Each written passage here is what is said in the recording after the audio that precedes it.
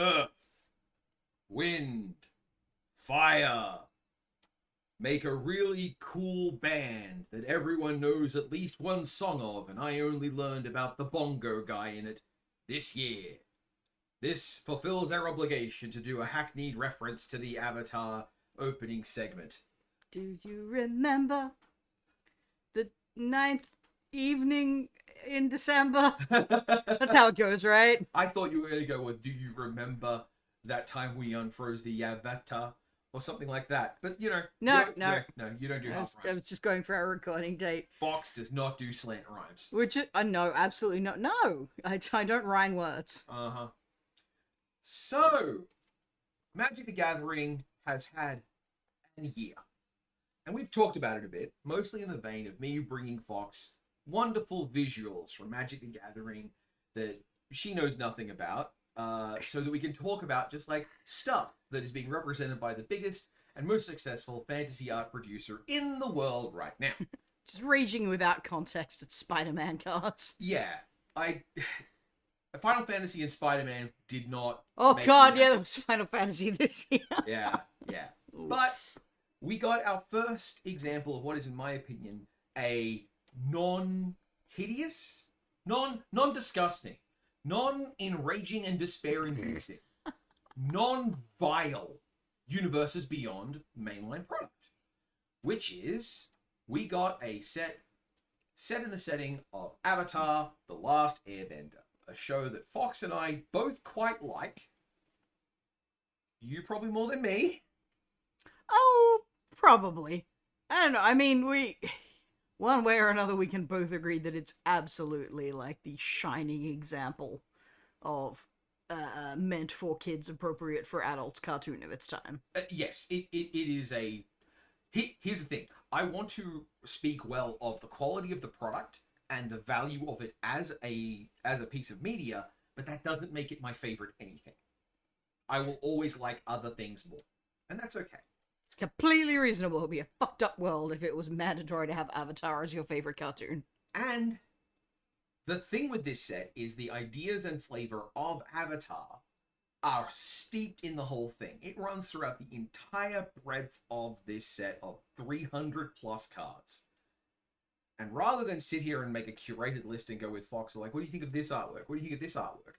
I instead thought it would be interesting to use the Avatar cards as an opportunity to talk to Fox about Avatar, the series. Oh, we're looking at the whole cards this time. We're going to look at everything. Astonishing. And we're going to have these moments of like, oh yeah, I remember this from that one episode. Lots of people have commented on this, and there've been lots of attempts to do a sort of either piecemeal, hey, I remember this show from when I was a kid and I loved it and it's so great, or a much more reasonable, I don't really know the show very well, but I understand this is a thing in it. Whereas, and people who have a lot of mechanical interest in the set talking about it. This is an instance where I want to take someone who deeply loves stuff about this series and show you the cards and see how you react to things that should be at least a little bit familiar to you, and to see what you think. Yeah, I think that's fair. I am a big fan of this series, and like, just the world overall is very cool and interesting in a way that, say, I don't think the Final Fantasy set or the Lord of the Rings set or anything could present. I'm just not interested in those worlds in the same way. And Spider-Man was about New York, the most boring city in the world. It's a bit done. Yeah. Now, one final note before I start showing off cards. You might notice our rotating backgrounds of different locations.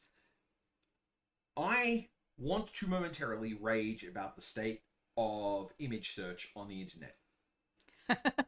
All right, go, quick. What I was looking for was screen caps of landscapes from the TV series Avatar: The Last Airbender, and I was perfectly willing to do malarkey to make those things more readable at this scale. I was going to edit out text, I was going to clip through credits, I was going to stitch together images. But the internet as an image search resource is fundamentally poisoned now, where the important thing is getting the click at any cost, not accurately representing what you have. Which means So many of the websites that ostensibly promised me to have screen caps of landscapes in wallpaper size instead had either small images blown up manually, which look awful. Yep. AI renderings of things kind of like it. Ew. Stolen fan art. Cool. And also screenshots from Korra, which I get that. It's kind of related, but still no. That is the closest thing to correct that you've mentioned so far. Or the planet Pandora from the Avatar movie franchise.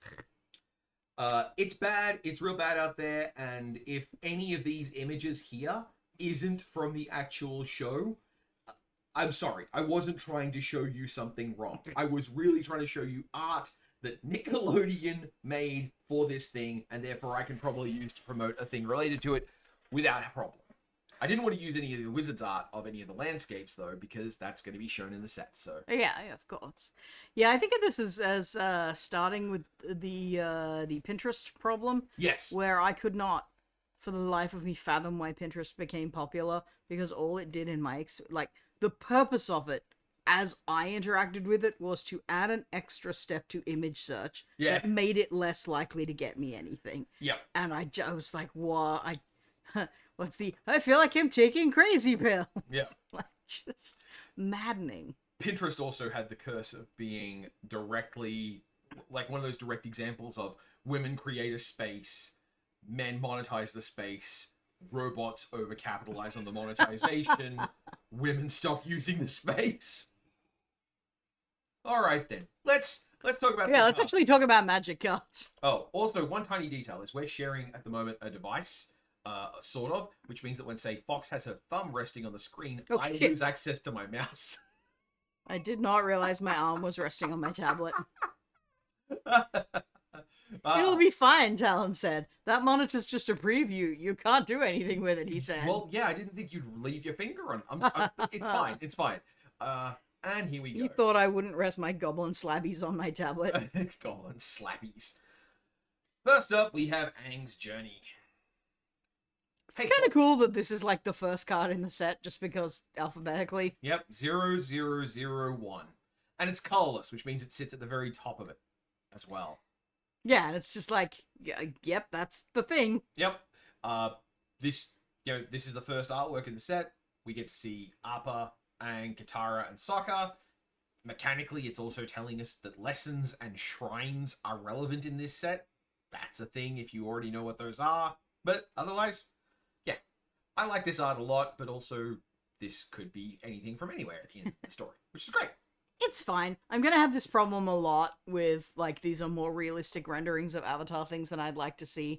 Because Avatar is very much cartoon, and magic art is very much fantasy realism. I did leave out the screen cap cards, because those look like shit. Oh, I hate screen cap cards. You remember you used to get, like, tie-in quote-unquote comic book for a movie, and it was just fucking screen caps from the movie with, like, captions at the bottom or, like, badly imposed speech bubbles. Yeah, look... You've never seen those? Ah. Not consciously, but you've got to remember, I was in a weird place compared to you in childhood. Just the shittiest, lowest hanging fruit, man. It was dire. Alright then. We have, artwork like this. This is another example of a lessons thing. We have bending. I like how the second card in the set is the climax of the series. Oh, yeah, yeah. It's quite funny. I also love how indescribably wussy this effect is for what that scene is meant to be depicting. Yeah, it's true. That does nothing to your opponent. Yeah. Shouldn't that be something? I feel like this art wasn't meant for these mechanics. Like, it is showing him doing energy bending, but this card is a lesson, so it should be him learning energy bending, right? Yeah, maybe it should be the lion turtle. The lion turtle tapping his forehead. Yeah, that ain't right. Here we go. First things first. Finally starting with some teeth. Zuko's exile. As punishment for his disobedience, Zuko was banished and sent to capture the Avatar. Only then could he return home with his honor. God, could tell you were only doing that for the excuse to say, "Oh no." We've been making that joke for 20 years. Yeah, I mean that one just landed in the lexicon and stuck. Sure. Yeah. Have I mentioned how I really like that this set is mostly just using existing mechanics and not... Miraculous dog noise interrupting pause. What were you saying? I was saying I really like that this set is, for, like, almost all purposes, just using existing mechanics and not, like, forcing its own weird shit in there that doesn't really work in Magic. Like, you know, making Time Lord a creature type, or fucking putting a D&D branding keyword on all the mechanics. Or...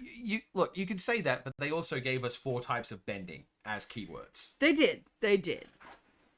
And I don't love that, but it's not nearly as egregious. Also, lessons are new for this, or not? No, lessons are originally from Strixhaven. Of course they'd be from Strixhaven. Which is a really cool thing, because, okay, originally in Strixhaven we had this mechanic called Lessons and Learn.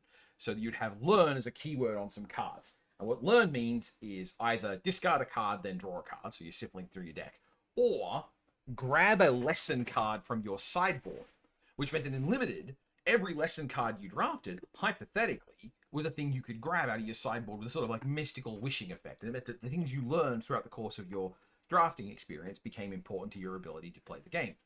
Lessons and Learn was great. The problem is, because all the cards were designed for limited and limited levels of power, lessons kind of suck. Nah. So you'd have people who'd play with Learn cards in Commander and whatnot, and they'd have nothing good to go and get. And they were like, hey, can I do something with this? And so this set, they made lessons, and they made them so that they are like constructed caliber cards on their own. And yeah, it's a pretty cool mechanic. I think it's good implementation of reusing another thing. Yeah. Good times all around. And that's what I want to see Universes Beyond sets doing. I want to see them taking Magic mechanics and using them to represent the thing in the show in a way that makes you go, oh, I see what that is. Come on, buddy, settle down. Now, speaking of making... Hey, that's cartoony. Yep. I like that. Speaking of our first... of making mechanics, we have our first appearance of airbending. When you airbend something, you exile it. So you just chuck it out of the game, but it's not gone. Whoever owns it can cast it again for 2 colorless mana. So it's gone, but it can come back. Now, see, this is different to the like pseudo keywording that I hate. I think it's ability words. They're called ability words. Yes, you just buy ability words. The words. ones where they put like a little name on it first to make sure you get what they're referencing or doing. You know, in case you wanted them to explain everything to you up front. Yes, absolutely. Which, let me tell you, in the Spider-Man set, those are bad. Yeah, those are really bad. Oh yes, hero and villain, another great example of something that does not work in Magic. Don't do it. We also see another returning mechanic here, which is a little subtler, which is the term ally. Allies were a mechanic in the first Zendikar set, where you'd have cards that cared about the number of allies you have, or whenever an ally enters the battlefield. Allies are a creature type that people love to see show up, and you'd occasionally get a cheap pop by wizards just putting ally on some random creature or other in the middle of a set. But in this set, it's basically Team Avatar, and all the people aligned with Team Avatar use the keyword ally. You know, of all the types of bending, like, I do know some stuff about the mechanics of this beforehand. And most of the types of bending are kind of to me, because they only represent one thing you could do with these power sets, which are really flexible and interesting. Yep. But of them all, airbending is the one that, like, this. It's not like a huge amount you do with airbending other than fly or make something else fly. Yeah. For given values of fly. And indeed, you'll actually see some of the permutations on what they do with this. Airbending is a pretty simple mechanic, but there is not a lot of juice, but they squeeze it all. Feels like a very good Aang card. Yep. Also note, this is uncommon. This card is not particularly powerful, but this card will be 50 cents. So if you love Aang, you can have an Aang card. You're just mixing up the pronunciations. No, it was a nose thing. Just having a moment of like, ooh, drew that breath wrong. Okay. Screwed that up. We're not doing another take. I'm fine with the mixing up the pronunciations thing, though, because like undeniably they say it one way, and it should be said another way, and like fuck it. Yep. Now we have Ong's Iceberg. Ongsboard? The homestyle water. No, different millennial touchstone. This is our first appearance of the waterbend mechanic. And waterbend is a keyword that you attach to costs. So whenever you waterbend, you can spend mana, but you could also tap creatures or artifacts. So this means that, for example, they have an artifact like the waterbending scroll, which makes waterbending easier. That's an interesting thing to do with waterbending. That's not how I would have interpreted it. Like, yeah, you know, I get what it's trying to do in Magic terms, but like, is that really a thing? Making other organisms and assets, waterbending, use other things more than the other types of bending? I wouldn't have thought so, unless you're bloodbending, but that's its own whole fucking thing. Well, this is the thing, because so one thing we know that waterbending can do that other forms of bending struggle with is that waterbenders can collaborate on an instance of waterbending.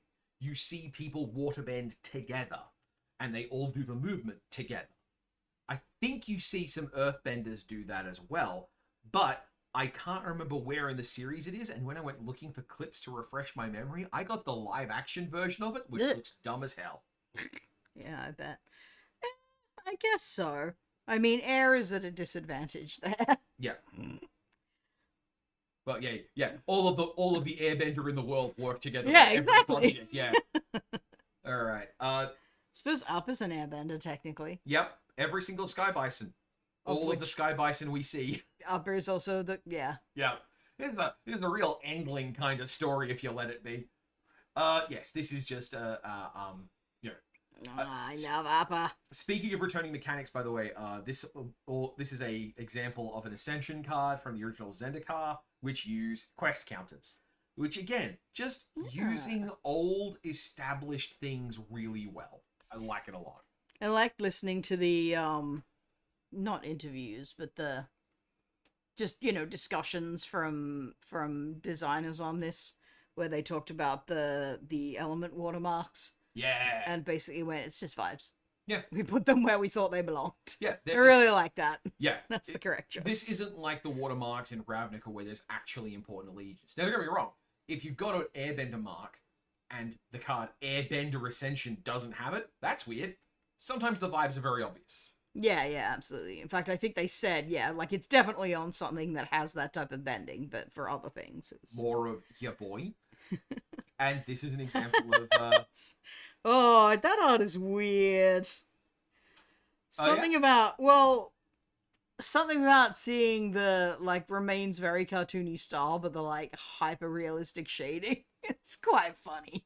It's so... It's getting me Uncanny Valley a bit.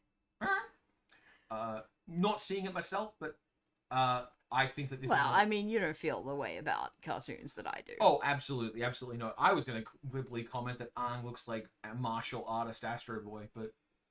He certainly does. Yeah. I was also going to comment that this is another example of just using airbend a little bit differently, because this can only airbend your own creatures, and it can destroy an enemy attacking creature. Like, this is a card that has one of two very useful applications, but it can't do the same thing to both of them. And while we're continuing to talk about airbending,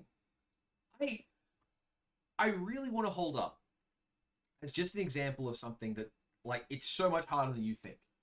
Representing air in cartoon art is hard. You mostly have to express it with the things around it, which this, ironically, this is not doing. But this is kind of how they... this is how this form of airbending works in the show. It's about, containing that pressurized field. So it shouldn't be acting on any of the, cloth or anything in this scene. But it is funny that they, denied themselves the ability to show it in that way. Yeah, and it's meant to. It's meant to be contained. Also, I really like that it's airbend target, not, you can't do it for land, because, that just makes sense. That'd be the... the hardest thing to do. Yep, and also there's a low key. This will come up when we start talking about other kinds of bending. Though it is funny that you use it on an enchantment, but yeah, that's neither here nor there. Also, that's the reason that I always get the air and ground relationship in Pokemon mixed up. I am forever going, oh, well, I can't hit that thing with fly. It's on the ground. That's the opposite of how it works, you moron. Yeah, and here we have Appa, an uncommon Appa. I love that he's eating. Yeah. That is a great moment. He's obviously just like swooped down and go, ow, having some of that. There are other Appas. Yeah, my other problem with this is that there's no way Upper is a 4-4. Upper is bigger than a 4-4. He's so big. Like in the early series, Upper is the like big hero moment character on quite a few occasions, just by sheer virtue of size. And a couple of times they're like, okay, the like gimmick for this problem is that they can't just get Upper to fix it.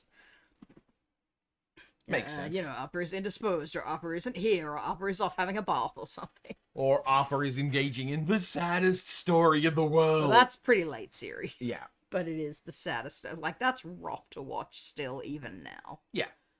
I think they got, like, TV awards for it, too. Yeah. Yeah. There is, in fact, I think, going to be a reference to it in this card list. I would imagine there was. Like, I feel like they're not gonna miss anything, especially when they're making, like, 3 or 4 cards for most, like, main characters. Yeah, they show most of the legendary characters at multiple stages in their life and at multiple rarities. We don't have a common, I don't think. We didn't get that. We didn't get the situation that Spider-Man had, where you would get common versions of various characters that no one cares about. But and this is you said something about this is multiple sets technically, which is also why there's several versions of all the main characters, because there's like beginner. So cards. I haven't put in the beginner cards or the jumpstart cards. So these ones are just the main set. These are just the standard set. But those cards include all the screen cap variants, which, like, I'm glad to ignore. I think we can all agree to ignore those. You don't need me to tell you that Dao-chan is a card you only want if you want Dao-chan, and the fact that it's got Azula in a bikini on it is, who cares? I mean, Azula's hot. Oh, yeah. Azula's hot in that way where you look back and you're like, forgot she's like fucking 15 or something. I don't like that. Well, yeah. And now... Why did they make her act like a grown-ass woman? I'm upset by this. And now, at the age I am, I can go, ooh, no. But I mean, we were always adults. Yeah, I think when, like, this show came out when we were in our 20s. Early 20s. I can't remember exactly the timeline. Anyway, Avatar enthusiasts. It's the guy. I'm glad that there is a card for this, but I'm also glad that they didn't try and make this person a character. Like, if this had been Legendary Creature Spider-Man style, I would have been cross. I think that there was a plan to do 4 variants of this artwork. That'd be cool. But I don't know if that's true, and I couldn't find any proof of it. The Wrath effect for the set, and chucks everyone out of the world. That's good art. Yeah. I like that. That's the appropriate, that's the kind of level of cartooning I'd like to see. Like, that's stylized enough to make me really happy, but, it doesn't look like it's trying to be straight out of it says straight out of a comic book, but comic books have really detailed shading in them now too. Straight out of the Avatar comic books, which are, as it were, cell-shaded. Yeah, well, we'll see more on that front soon. And also look great, by the way. I really like Guruhiru's art. Yes. Like, the other thing this gets us is a bunch of incidental art from each Yes! This is what I was waiting to see. Yeah, this is just someone.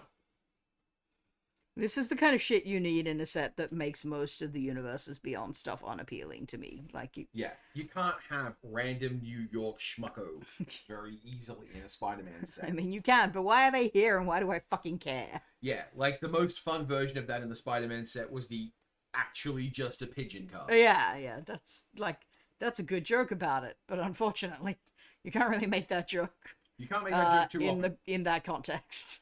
Yeah.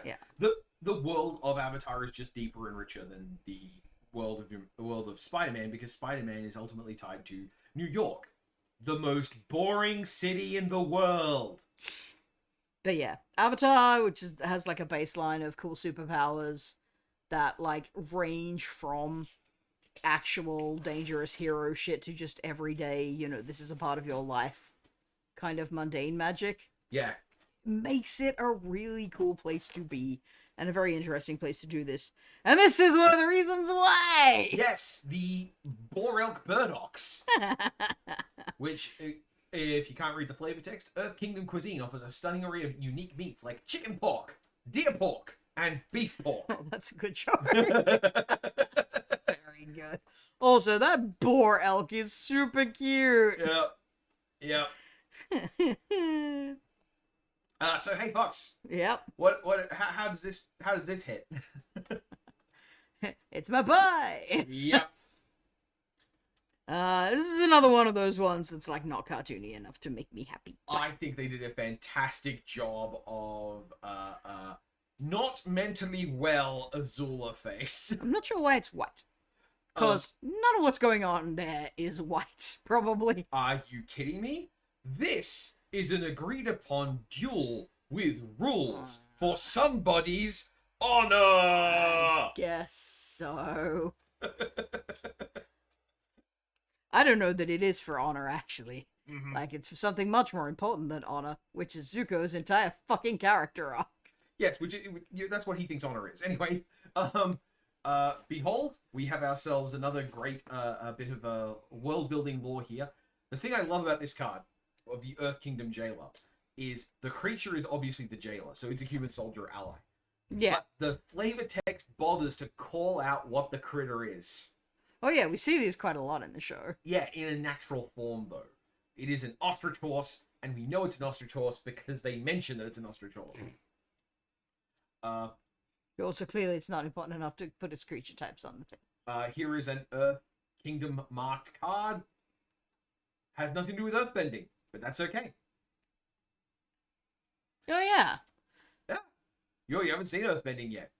I wasn't even thinking of that. I was just like, oh yeah, it says Earthbending on it. Yep. It says Earth Kingdom on it. Oh wait, hang on a minute. Enter the Avatar state. That's a thing that happens in the show. This temporarily makes a creature really good, gives it keyword soup. Ooh, it's Kiyoshi Best Girl. Oh yeah, we are going to get there. There's a reason they put green at the end of the color cycle, so all the best cards show up at the end of the year. I am inappropriately pleased by the I mean, that card is based on the relationship Aang has with the last three avatars, just because that gives us a full set of elements. Yep. I'm always inappropriately delighted by how she treats him in that conversation. It's a fantastic thing. Such a good fucking moment. We'll get there. Very green. Very green. Fancy footwork. I really like how this card shows that, like, the mundane moments. Yeah. Like, not everything has to be Spider-Man confronts the Jackal. It can be, remember that these characters just learn how to associate with one another. Though, it is very silly that this moment is represented as white, since the entire lesson of that episode is, let's extract people from the authoritarian order and get them to express themselves freely. Oh, yeah. Which is the opposite of white. I respectfully disagree, but I think that your vision of white is not an incorrect one. Authoritarianism is definitely in the sphere of white. It's not the only place you can go for it, definitely. And it's not like white can't express itself. Oh, but yeah. when the lesson is explicitly ignore the rules and do something fun for once, that's very non-white. Oh, yeah. You can do a timeline. Sorry, you can do a spectrum of just how fascist each color can be. And the fact that white and green are closer to one end and black is extremely the other is one of those things that makes... It's one of those things about white and green where it's like, they're a little closer together on some of these things than you'd expect. You get the fascist trough on the way through blue and red, and then you come out the other side. Yeah. And indeed, don't get me wrong, blue probably can get pretty fash, but it's hard to with its absolute tech bro brain savagery of like, oh no, I must be free to make the correct decisions, which I would make because I am the smartest boy. There is nothing that can't be co-opted for fascism. Oh, yeah. Which, is just something to keep in mind, not for any particular reason. Not for would any I say reason that. at all. But the kind of, it's the authoritarian element that blue and red are not so good at. They're very pro individual shitheadedness. So they would definitely do the tech bro thing of, I should be able to release whatever computer program I want upon the world without, going through an ethics board or having to review it or waiting for the law to catch up and regulate it sensibly. Yep. And, of course, red is, we should all just be able to punch whoever we want all the time. One of the things about blue is that as the color of perfection and the color of deceit, it's extremely good at presenting itself with wholly perfect arguments that could be complete lies. Yeah. So while they support the authoritarian element less well than the other three colors, you can still very easily get to the same kind of situation. Yes, and Gather the White Lotus here. Thing I'd like to point out about this card, it's not a lesson. It's not a lesson. Well, I mean... Yeah. They didn't just go, well, lesson goes on all the good cards. They did go, no. Is this actually something unlearned, or is this something that happens around him? And I mean, this is basically unrelated to him. This is entirely background shit. Yep. I have the headcanon that Sokka wound up the head of that, by the way. Maybe. In as much as it has a head, but yeah. I confidently believe he joined. Yep. Just yay! my only problem with this card is I have seen plays in draft which is like, all right, kill the glider kids. It's like, ooh, that's not a good sentence. I don't like that. I can trade off for the glider kids. Ooh. The glider staff. Yeah, the original glider kid. Yep. Nope, He is a we guy. just went right through him. Yeah. Well, do you want to talk more about the staff? I didn't even have time to read it. Oh, sorry. It's a glider staff. I know what it is. Yep. That's the one thing you said. What does it do? Oh, it airbends for you. Okay, yeah, when it comes in. Yeah, fair enough. And it just gives you flying. Yeah, that's exactly what it should do. Yeah. Good shit. Sorry, I apologize for gliding through it because I didn't even think well, I know this card is perfect for what it represents. They nailed it. Good job. Exactly what you'd want it to be. I'm surprised it's white. Yeah. I guess it is specifically an air nomad artifact. And white has good synergies with equipment. White has good synergies with airbending. Well, yeah, but it's also in equipment, so... Yeah? Did I not say white has good synergies with equipment? No, that's what I mean. It's already in equipment, so, okay. you don't have to put white on it for synergy with... Oh! It already is the thing. So here's the thing Fox might not be familiar with. They've done a really big push recently to primarily make artifacts colored where they can. Oh. Because artifact has good play experience, but anytime if the default for artifact is colorless, then you can't design them to be too good because then they go in the worst color of the effect. They just had too much of a problem with power levels and draftability and also just, everybody's going to take the artifact if it's good, so you're fighting everyone for the artifacts. Yeah, white can airbend a thing and give +1/+1 and flying very cheaply. Red can't. And that means that if red's or green's I was going to say green shouldn't get that. Green should not get that. This always makes me think of, suffering a long time with effects that are supposed to be better in green, but it was much easier to just get them in colorless on an artifact and do what you wanted. Mana rocks. Yeah. I mean, green is very healthy in the modern game of Magic, but... most of what we've got a banned card in standard right now. Most of what I was heavily involved with and most of what forms my feelings about it is still from the time when green just was getting kicked. Constantly. It's not like it was never good, but it was never good at the things it was supposed to be good at because those things weren't good. Yeah, one of our earliest periods of Magic playing was the absolute hell pit that was Dark Steel standard, where one of the two best decks was mono green mana ramp. And what did it ramp into? A big artifact idiot and a red card. Cool, great, thanks. Hey, do you remember Hakoda? Who is... I don't think I do. Who is this fucking guy? He looks like he's Earth Kingdom. But... I do not remember this guy at all, but I am seeing Appa flying away from him. So I think he might be related to the prison arc. but I honestly can't remember this character, and I This is Haku's dad. Oh. Oh, no, wait. Is this, no, this is Sokka's substitute dad, who, remember, like, he knew their dad, and they come and find him, and he, like, dads Sokka for a bit, because Sokka's badly in need of a male role model who doesn't suck. Yep. Dad too. Yeah, I think that's who Hakoda is. Yeah. And, like, this card does not scream to me who he is. This is, like, the first... Like, I would conventionally consider this a fail. Yeah, that mantle is South Pole stuff. But the really novel thing to me is, it isn't that he fails, because he doesn't feel wrong or out of place. This character does not scream to me, you should know me better than you do. It's really cool. I mean, he is selfless. It's right there on the card. Uh-huh. Many of those who aided in the invasion of the Fire Nation were not soldiers by occupation, though they were warriors at heart. This is a really funny example of a card. We've got 3 of this card in Standard. Standard usually has a card that does this. Just makes a white ally. It's a 1/1 for 2 mana in white that makes a 1/1 something. And sometimes the thing it makes is an artifact, and sometimes the thing it makes is an ally, and sometimes it's got flash, and sometimes it doesn't. And it doesn't matter, because this is a great effect, and white decks almost always want it. That magic stream you watch is right. It is weird that the ally isn't human. Yes! Jim I Davis guess is correct. sometimes it might be like an elemental. Mm-hmm. Like you could animate something and that could count as an ally. But that's got to be kind of rare. It's pretty rare. It's just a safe space on the card and has the knock-on mechanical effect of being better. Aw, come on. I'm disappointed that these guys aren't white-red. That would be the perfect place to put white. It's true. It's true. And I think that's why the flavor text refers to incredible trust. They're really trying to lean on the fact of like, oh yeah, Jong is red. These nudes aren't. Yeah. Which I don't feel is right, because once again, they're all about breaking that authoritarian stance. Uh-huh.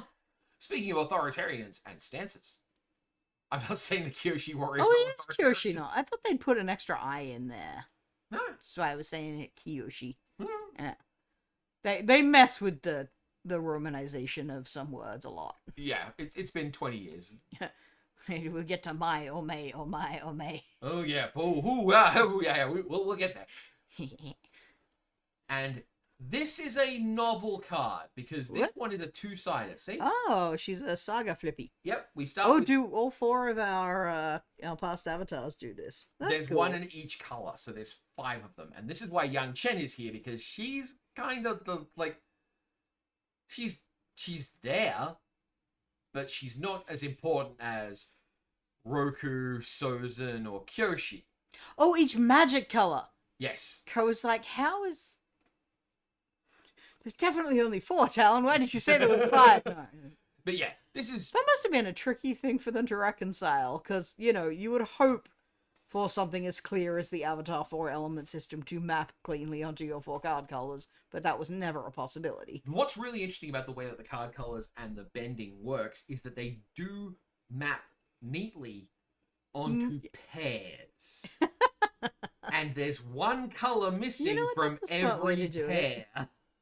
One color missing from every pair. Black has almost no bending at all. Oh. Right. Yeah, I mean, that makes sense. It, like, what type of bending would make sense in black other than just any bending done by a bastard? Yeah, and they get there. They do get some bending in black. That's black rude. doesn't have its own one. Black is not about being bastards. We've been trying to break that idea for many years. Yeah, but in Avatar: The Last Airbender, there's a bit of bastardry. It does come up. Master Selfishness is a very specific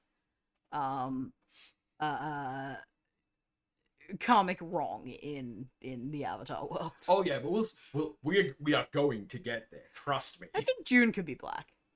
We are going to get there. Okay. Master Pyandal is the weapon trainer who made Sokka's sword. Sokka's sword master. Yep. He was a cool guy. Momo! Behold, a Lima bat ally. I wonder if that's officially what Momo is. I think they just call him a sky lemur or a flying lemur. Yeah. But, you know, the way animals are named in the Avatar world, he ought to be... And, you know, he's got bat ears, so... And it would make sense if that's what he is. We have ourselves a rare Momo and an uncommon Momo. Again, I like this. I think that oversaturating rarities of characters is a problem, but I do really like when you say, let's put a workhorse, uncommon one out there so that anyone new, anyone who doesn't have a monstrously entrenched collection like mine, can play with their fave. And, like, this is a good legendary creature to be at a lower commonality as well. Oh, like, yeah. he's a distinct individual, but he's also just a little guy. Just a little who, guy. you know, occasionally does story-affecting things, but mostly just in a shenanigans-y kind of way. Yeah. He doesn't need to be powerful. So, hey, Fox, do you recognize this card? Of course I recognize that. Wait, no. Do I recognize this as a reprint? No, do you recognize this moment? Yeah. What's this about, Fox? I mean, this is Iroh's whole trauma-based personality. God. Iroh is a perfect character. Yep. I adore him. Yep. We're going to have some words when we get to those colors. It is... Oh. I mean, at no point did I wish for Iroh's voice actor to die or anything, but, you know, if whatever something was going to be your last role, and it's super cool that it was this. Yeah. Path to Redemption also has a special place in that this is what we call a workhorse common in Limited. This is a really good card for limited play. You won't see it happening in Constructed. There are usually better options. But in Limited, this is a really good card, and it's signified with, like, really powerful art. It looks great. And they're using the fact that, hey, you're going to see this card a lot to make sure that if you play a lot of Limited, you'll see this card a lot. And they've used that space to go, we're going to put something really important to the story here without making it a specific story beat. This is a conceptual anchor. I love this card. I also like the use of the White Lotus logo in the background. Yeah. And the choice to, like, completely hide the face on the past version to, you know, almost like to completely dehumanize it. Yeah. How about that? Solid art choices. Mm-hmm. Oh my god. Yes, Fox? Yes? Oh, that's so good. Yeah. Yeah, I love that they did this in a set that has just stupid weirdo animals. They've got Yes, odd animals. I love it. So good. Just to fill out the some guy card with something cool and fun. Yeah. And also, it lets you have bigger creatures without, like, why does this one dude punch like a 7/7 and he's named, like, Soldier Battalion? Like, if it's big and scary, it should have some personality to it. But if it doesn't, then it should be a thing. It should be a critter. Also, perfect example of why Appa's not big enough. There's no way a Rabaru should be tougher than Appa. Appa could step on one of these things. He wouldn't, because he's a good boy who's kind to other creatures. But he could. Anyway, Razor Rings. This is just a workhorse removal spell. You'll see this a lot. And I like a detail about here. This explains a plot point that comes up on another card. The flavor text here, if there's someone in here, he's bending the vines. That's a plot point that another card later on will have. Like, what is this thing I'm looking at here, and why does it have the creature type human? That makes sense, because you can't, like, there's no good way to show the person inside the Swamp Beast unless you're, you know, doing that moment. Sandbender's Storm. And it would be less cool to put a flavor text on that's like, there's a guy inside that controlling the vines. That's how this works, you guys. Yeah, they split it in two places. Yeah, I like that. But Sandbender's Storm here, behold our first appearance of Earthbending. Yay! Which is appropriate for Sandbenders, certainly. Yeah. Earthbending takes a land, makes it into a 0/0, then puts counters on it. If that card ever leaves play, a triggered ability happens that puts it back into play tapped. So they're very safe. That's cool! Because, like, you know, animating lands is something that I've always felt kind of iffy about. Yeah. Because I don't like my lands dying in combat. Uh-huh. And this also explains why a lot of the cards will say things like target non-land. Earthbent things get through a lot of defenses because it's really hard to defend yourself against the ground. Or at least Earthbent things can attack with impunity, because what are you going to fucking do about a tree? Yeah. It's still going to be a tree. Yeah. I mean, rocks. you could firebend at it, but...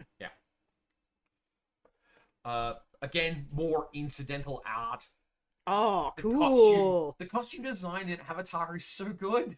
I think I've said this before, but while I would be an earthbender by choice, and firebenders are my boy's a firebender. I love fire is best.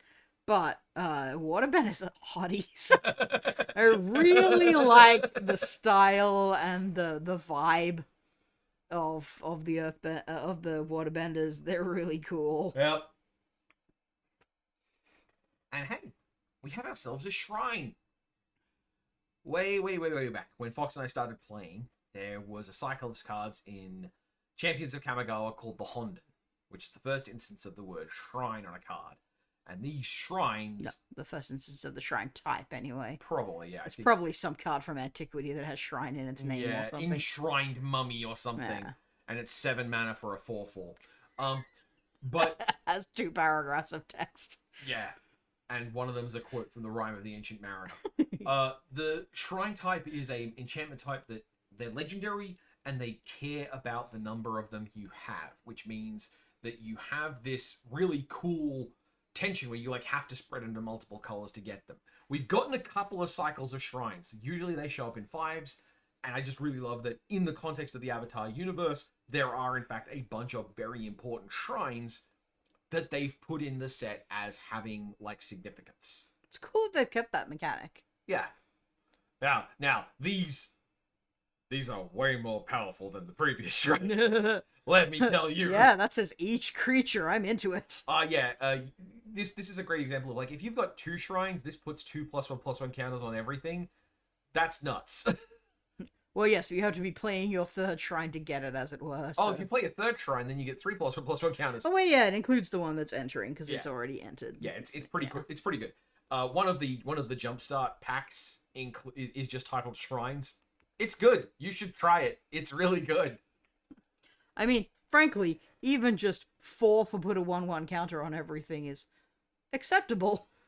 So, the fact that it can then do it again is pretty Fox, tight. My love, you have no idea how wonderful the world of putting lots of counters Oh. have become. Oh, that's great. Counters are like my favorite fucking thing to do in Magic. And every time someone gets a counter mechanic, it's not my guys, and I'm mad about it. Everyone, I'm just gonna pause the recording just for a moment.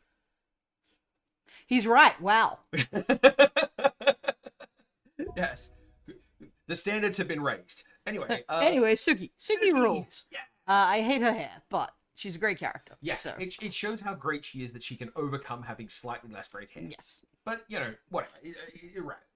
And also, good choice of the moment to use for this as well. Yes. Now, I will say, I do have a slight beef mechanically with the term rescuer, because rescue is a term that Magic has used to hint at a mechanic, which is when this creature enters, it takes something out of the battlefield, or it phases something out, or it protects something. But, fine, whatever. Like, it would be better if it didn't, this is still Suki. It's still a Suki thing that could be a core of a deck. It's goofy that neither of the mechanics represents rescuing anything. Yes. Also, Suki is caked up, if you notice that toughness. Oh, yeah. See, she's not as tough as Appa, okay? These two things are not... It's a fucking... That's a fuzzy guy the size of a house. Who would win? And I mean, Appa would win because Tsuki's not strong enough to beat Appa, but that's not the point. Yeah. The 3/4 Appa and her just bounce off each other. Alright, Team Avatar. This is a really cute example of another back reference mechanic. There's this old mechanic called Exalted, which is when this creature attacks alone, whenever a creature attacks alone, it gets +1/+1, and you can have like multiple creatures with Exalted. This twists the idea of Exalted, so instead make it like you can have one lone champion that goes forth and does stuff. And we get a reference to 2 of the dumbest names that's suggested in the episode about what do we name the squad. I'm also kind of mad it's mono white. Oh. Team Avatar. Oh, yeah. Yep, I can see that. I mean, you can certainly make a case that, like, Aang's obviously white. Katara and Sokka, like, they could be part white. I don't have a problem with that. Well, you're going to see lots of colors for all these characters. Toph's not fucking white. There is a 3-color white Toph, but yeah. I feel like that's wrong. Toph is a horrible little gremlin. She ain't white. Nah, we'll see. It's a little bit. See, that's like a reference to that. Okay. United Front, just like one of those cool moments, a great big quote from Hakoda. Yeah, he's totally the surrogate sucker dad. Yeah, he's sucker dad. There too. he is in his blue clothes, so you can tell. Yep. Vengeful villagers. And again, this is a moment you immediately recognize. You can immediately attach it to when it happens in the story. That it sacrifices. Oh, yeah. Again, what's that about how characters Hot in the damn! What a tribe are hotties! Water Tribe are They're paid. all hot. Is that a guy or a girl or something else? I don't know. They're very attractive. Probably a girl, because the series is not particularly gender bendy. It's But it true. could go either way, and I'm happy either way. Uh-huh. For a show that has a canonical character in it who has the experience of being a woman who is now a boy, it is weird that it doesn't do much with gender. Oh, right, the Avatar. Yeah, the reincarnation cycle. Yep. More of Water Tribe designs look sick. And hey, behold! Yeah, well, Fox does not like this phrase. Yip is not my favorite thing about the show. That's a great Appa art, though. I love Isn't that it one. great? That's real good. Whoop, do you want to Whoop. before we move on to the blue? I should probably look at what it does just briefly. You don't have to. And it makes allies better. Yay! Oh, right. It's just an You obligatory can all combat be trick. inspired by Appa, but only his friends can ride him. Isn't that clever? So good, yes. It's just like a little clever That thing. makes me very happy. And Appa will not. It's not a matter of knowing yip like it's a magic word that guides him. No. Appa will only fly for friends. Anyway, these are things I find very Real delightful. good. All right. Accumulate wisdom. This card may be a problem. Oh, that text is too small. Yeah. So What's this card going on? What this card does is it normally looks at the top 3 cards. You pick one and put it in your hand. But if you've got multiple lessons in your graveyard, it'll go, well, just pick them all up. Which is to say, we have once again got Wizards of the Coast going, hey, can we put Ancestral Recall into Standard? Will that be a problem? Will that cause any problems this time? I was gonna say, if you've already played 3 lesson cards, it's probably fine. But then I remembered that people who aren't me don't get cards in their graveyard by playing them. They get them by being cheaty-faced, mean little wicked people. Sneaky wizards, hiss. We don't like Sister Blue. I'm feeling a little attacked here as a green-black kind of player who mills things. Yeah. And what's this moment about? Well, this moment looks to be about entreating the library guardian spirit for wisdom. Yep. And definitely nothing bad ever happened because of that. Nothing bad ever happened. Nope. Nothing bad ever happens to Wan Shi Tong. I love how the show does. I love how it treats the spirits. Yeah. As, like, generally benevolent, but, like... They're not human. They're very... They have the right kind of energy in the same way that when someone does, like, Western Fae right, you're like, yeah, no, they should be, like, barely managing humanness. Yeah, and, if you do the slightest thing to break that, there are consequences. Yeah, there's something wrong. There's something not human about this, and it isn't as obvious as just, like, it's bad. It's just that, they're choosing to be human right now. And if you give them a reason to choose not to be human. Yep. Well, choosing to act human anyway. Speaking of spirits, benevolent water spirit. Well, that one's not real. No, there is a real one at the end of the episode. That's the whole thing, and obviously this is it because it has the spirit type rather than the cheaty face liar type. Yep. Boomerang. Hey. Please look at the eyes. Boomerangs. I love how the eyes on that helmet already look like magic cards with googly eyes. Oh yeah, there's some really fun shots with the Fire Nation helmets, exactly like that. This card also. I like how Sokka's boomerang clearly could kill some shit. Yeah. But and therefore, like, the only people who get hit in the head at full force with it are just coincidentally the Fire Nation guys wearing the helmets. So it's fine. I saw his parachute. You know how I get needlessly pissy about boomerangs in media?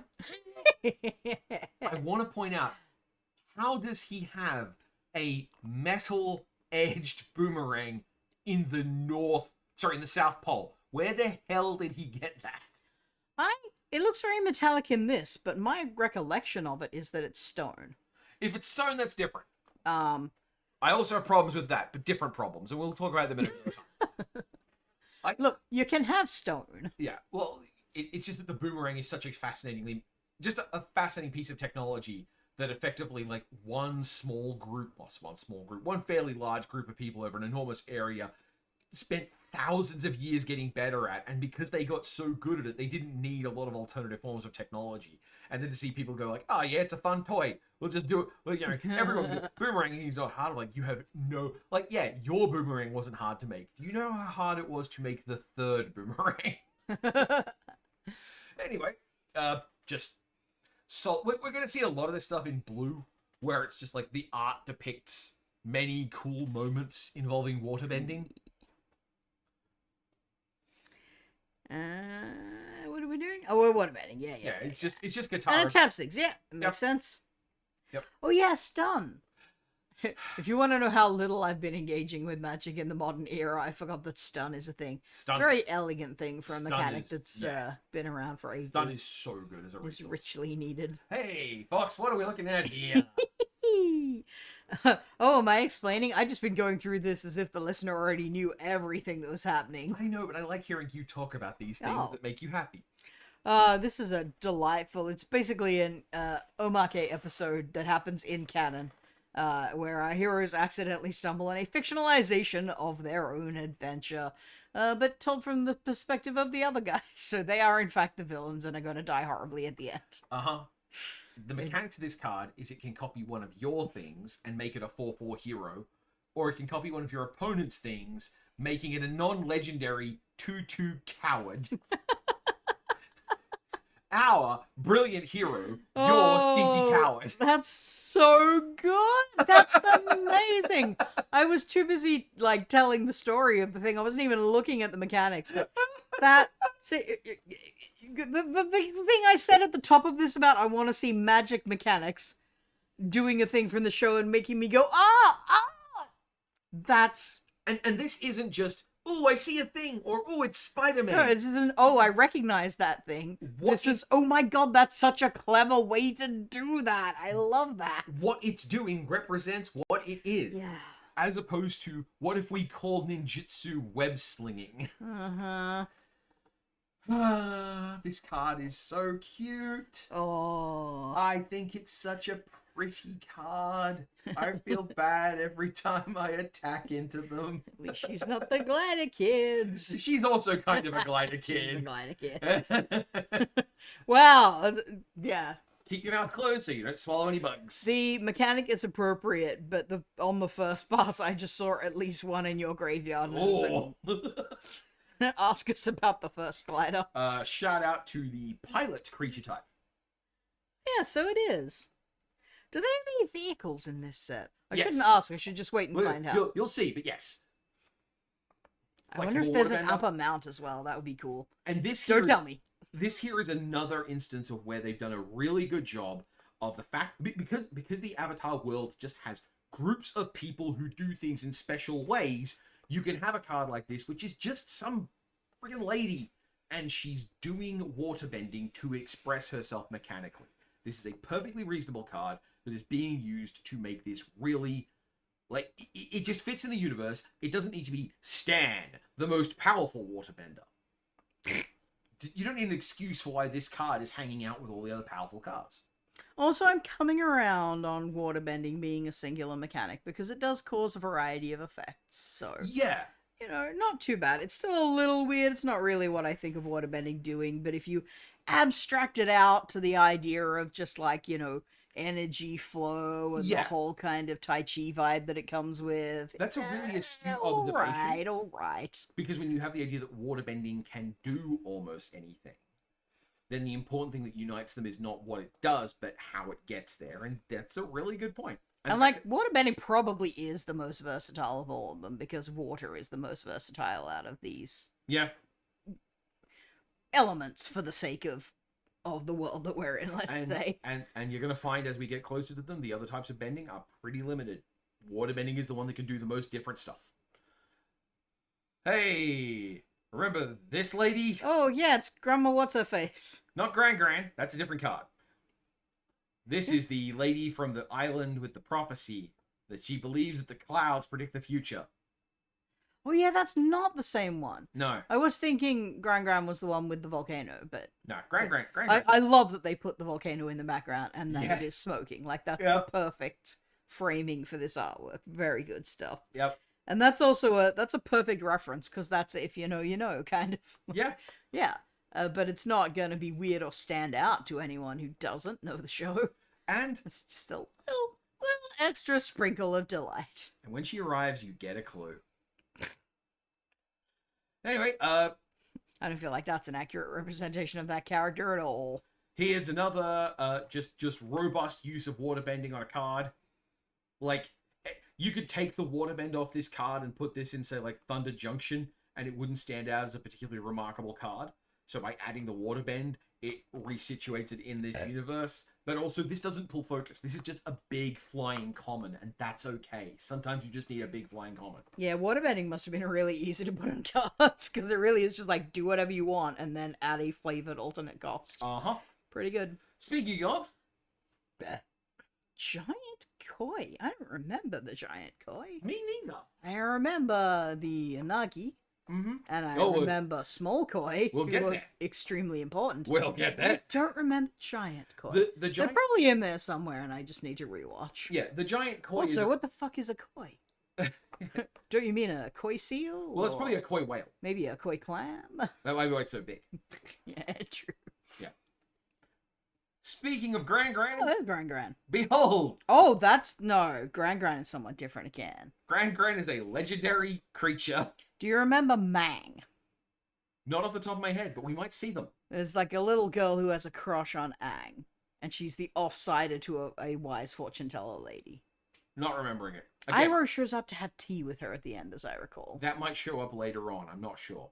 And it might be in the Eternal set. I'm not sure. And she asks him something like, you know, do you want your fortune told? And he said, when you're my age, there's really only one surprise left, and I'd just as soon not know. Because Iroh is a perfect character. He's so good. He's so good.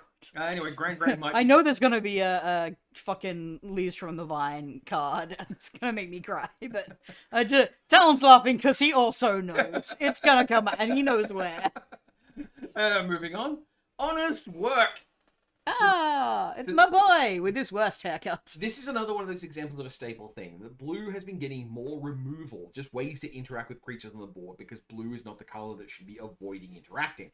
And in this case, what this does is it turns your creature into just an ordinary dude. Just Named Humble Merchant. named Humble Merchant. Oh, that's cute. That's Isn't very good. that clever? And it's a Yeah. mana dude. It gives you a mana Yeah. creature Yeah. because It's gainfully employed. it's gainfully employed. Doing and a you're- job. You're gaining something. Its from worth is defined by its value to the capitalist system. Mm-hmm. Anyway, iguana parrot. Ah, yeah. Uh-huh. I remember this guy. Yeah. Oh, and it's a pirate. Yay! It's a lizard pirate. It's not just any iguana parrot. A common companion for pirates, beloved for their loyalty and craftiness. And they're little grippies. Little grippies. Invasion submersible. Oh, cool. That's gonna be a vehicle, right? Yeah. Now here's the thing that's fucked up. This vehicle doesn't have a crew cost. You Oh, have to so water it bend it into doesn't. action. Yeah. That's great. That's great. That's so smart. They just keep getting it. Oh, yeah. Also, what's with this background? Is this how artifacts look now? That's how a vehicle. It's how looks. vehicles look, right? Yep. Okay. Vehicles get to stand apart. The same way you might have missed it. Enchantments also get a special sparkly background. No, I've to noticed separate them. that. Because I remember that because it first came up on Gods, right? Yeah. Yeah. And now we just have that treatment all the time. Stuck in my brain. All right. Another lesson. An infamous episode that is rather overrated. But you know, it's gotta be in there. It's fine. It's whatever. And I like that they've taken a bunch of the. Oh, it's sound bites. Quench. It's Fucking Quench. It's Quench. Mechanically, it is copy of. It's just Quench. What's this set symbol up the? That's not a lesson. set symbol, but weirdo symbol. That Oh, indicates that's it's a lesson. Okay. So that when you fan them, you can see if you've got any lessons. That's very clever. I just stole your mouse. Sorry about that. It's okay. I haven't been using it.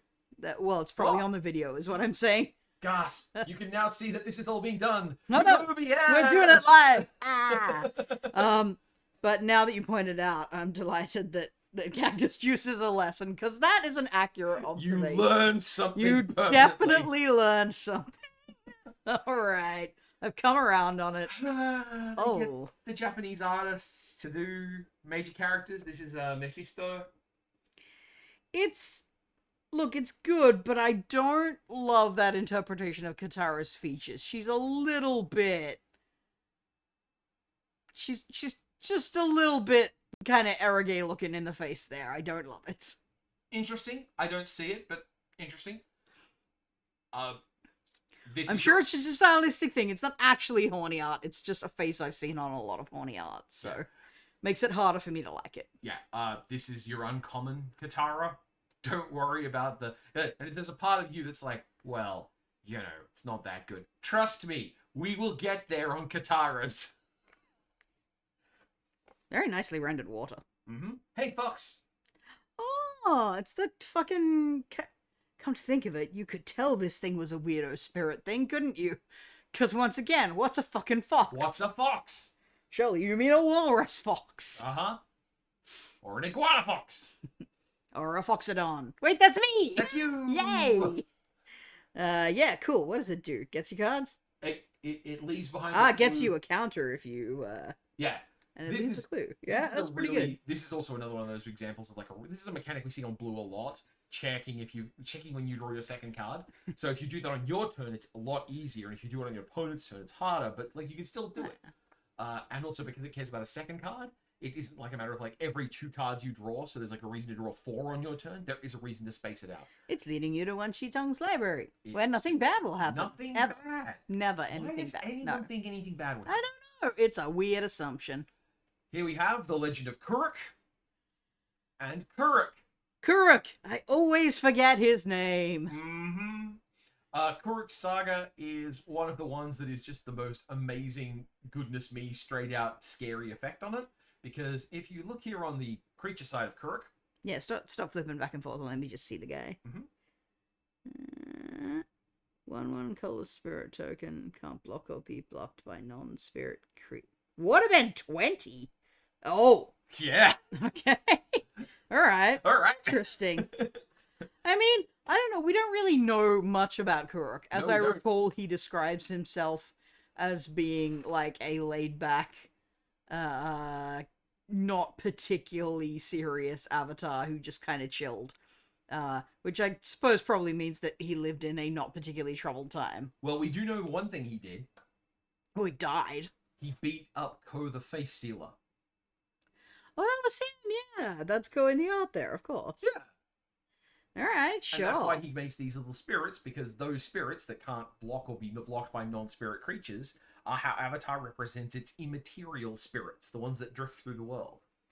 Oh, that's right. The whole thing where he's telling that story about being very easygoing is so I didn't see it coming when this fucking spirit stole the love of my life. Yep. That's right. Okay. So this card doesn't really represent any of that, but it's certainly an understandable idea of what a person like that might become of just okay, I live for this now. I will wreck myself to do this one thing. Kind of cool. Lost Days. Which is to say, fucking around.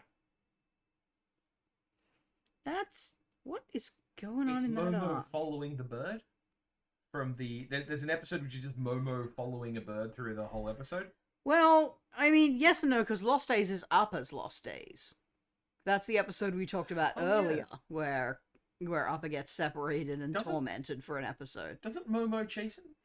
There's a thing, if I recall correctly, there's not a comedy. There's kind of a tragedy of errors thing where Momo is going around, because he's in the city.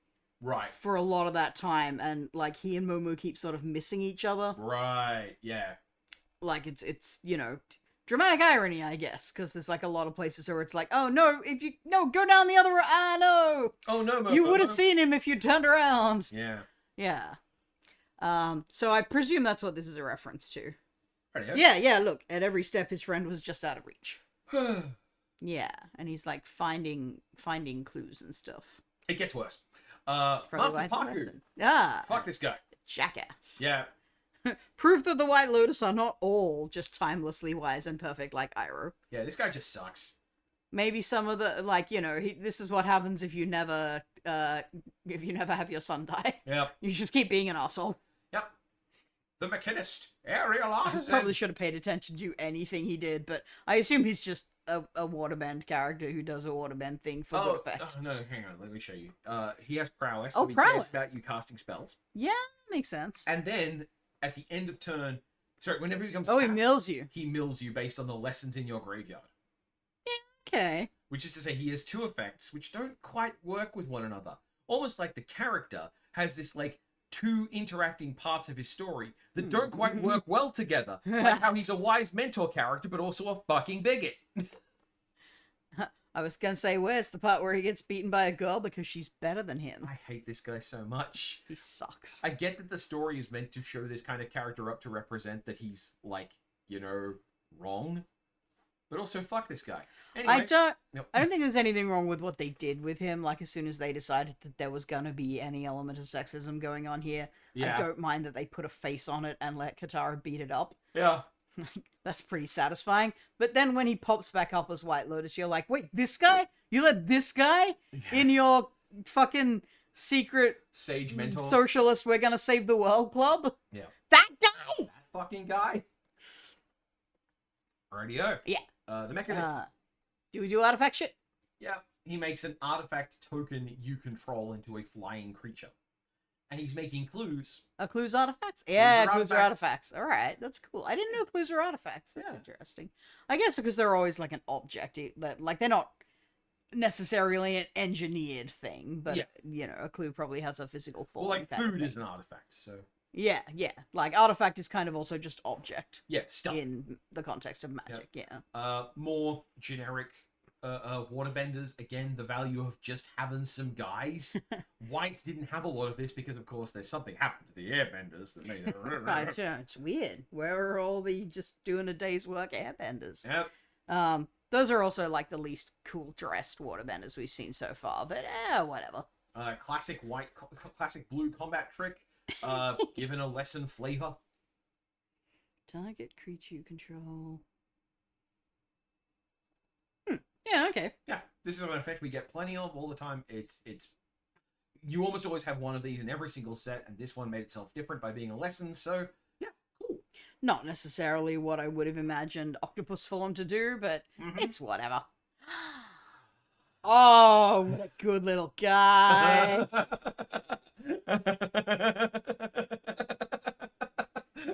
Aw, that's very cute art. Very good, joyful art of penguin otters. Or sorry, otter penguins. Skew slightly on the side of realism, for my tastes, but just so cute it's easy to forgive that. Yeah. Also, technically a hexapod. They are, yeah. I mean, look, a lot of things in Avatar have more arms than they maybe ought to, and who are we to judge? Speaking of just, people having a good time. It's Glider Kids, but for the Water Tribe. Yeah. Snowball Kids. These delightful children. We're moving on. Wait, how big were they? 2/2s. Oh, 2. Okay, that's fine. They would lose to the Glider Kids. Oh, hey, bloodbending showed up. I knew it would. The secret of bloodbending, which is a lesson. As an additional cost to cast this spell, you may waterbend 10. Ooh, you can use it. You can work waterbending into the additional cost. That's really interesting. Yeah. I didn't know if that was possible in the rules. Spell. Clearly it is. Spells can waterbend and creatures can waterbend. But also just like alternate costs can also be in additional costs. Yeah. There is a creature that has... optional costs. There's a creature that has as its ward cost waterbend 3. Ooh. I love it. I love that it just slots into any place with a cost. That's really good. Mm-hmm. Is that always true for alternate costs? I feel like no. Usually, yeah. Usually? Usually anything that lets you pay a cost can be paid. You can pay almost anything with it. They just often don't format it that way because it looks ugly. Well, I mean, that's part of the value of attaching the keyword to it, which proves that it's not just a shitty, stupid ability word. Yep. It's something that's actually worth and it's proper keyword because it's not spelled out on this card. Yeah. Yeah, awesome. This is one of those things I love about this set, that even the stuff that you are a little bit iffy on, like when you see how they use it, it makes its case. Yeah, yes. And that's how good game design should work. The mechanics should explain the flavor. Yeah. Not the other way around. Well, you could do the other way around a little bit, but if you're not doing the mechanics explaining the flavor as well, it will never be very good. Anyway, the treatment of bloodbending as inherently evil is misogyny, and we're moving on. Serpent of the Pass. Read Talon's blog if you'd like to learn more. I will fight people. Not the Inagi, but an incredible simulation. Those who walk the Serpent's Pass quickly discover the origin of its name. The Serpent of the Pass. I love... There are times where this show is just delightfully dumb. Like, it has that certain, like, we're translating this for the tourists kind of feeling. Like, it probably has a different name, and the serpent probably has a different name. But in English, this is what it sounds like, dudes. I think they lampshade it exactly like that, though. Yeah. Like, I think there's a certain observation of, I don't know what I fucking expect. I mean, obviously, Avatar doesn't say fuck. Hey. Oh, that art is adorable. I want you to read this card aloud. Counter target spell. Draw a card, then mill 3 cards. Untap target land. Oh no! Okay. First of all, super cool and I love it. Secondly, would have been cooler if they'd been 1 syllable short. Because if you remember how this... I don't. This story... This is from the vignette where they do like 5 stories in one episode, including the one that makes you cry. And in this one, Sokka gets into a haiku battle with this high-class lady. But in the end, he loses because he stumbles on the final syllable of his last. Oh, so he haiku. underdoes it in the normal one, but he should have overdone. But this overdoes it. No, this is correct, isn't it? Oh, is this correct? One, Well, then what? two, target spell 5. Draw a card, then mill 3 cards 7. Untap target land. Yeah, that's 5/7/5.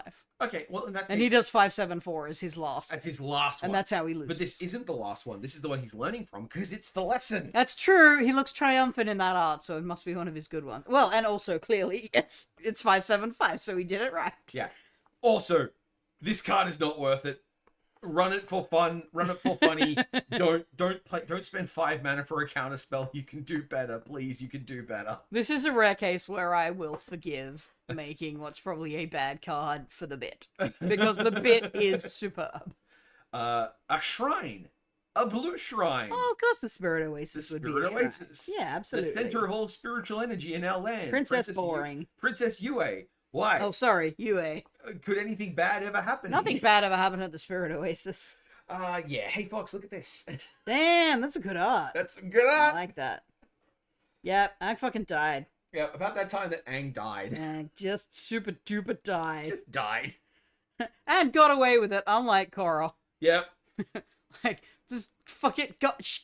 She has to deal with so much more shit than him. It feels very rude. Yeah. Well, we'll talk more about Korra another time. When I make my Korra custom set. Oh, woo. Anyway, what do? We draw some Because cards. Blue doesn't usually bring shit back from the graveyard. So No, what does it no. do instead? What this does is it lets you draw cards, but if you pay a big waterbending cost instead, you draw 7, and then you never have to discard cards again. Oh, but also you shuffle your graveyard into your library. Yeah. Okay. Yeah, it's a full No rejuvenation maximum game. hand size for the rest of the game. For the rest of the And game. then this goes away. You're not allowed to do that twice. You can't pull this shit off twice. That's fair. That's fair. Uh-huh. All right. Pretty cool. It's an acceptable way to do a moment like that if you needed it to be blue. Uh-huh. Which you probably did because you don't Spiritual really want to put enlightenment and it's waterbend on it. waterbending. Yeah.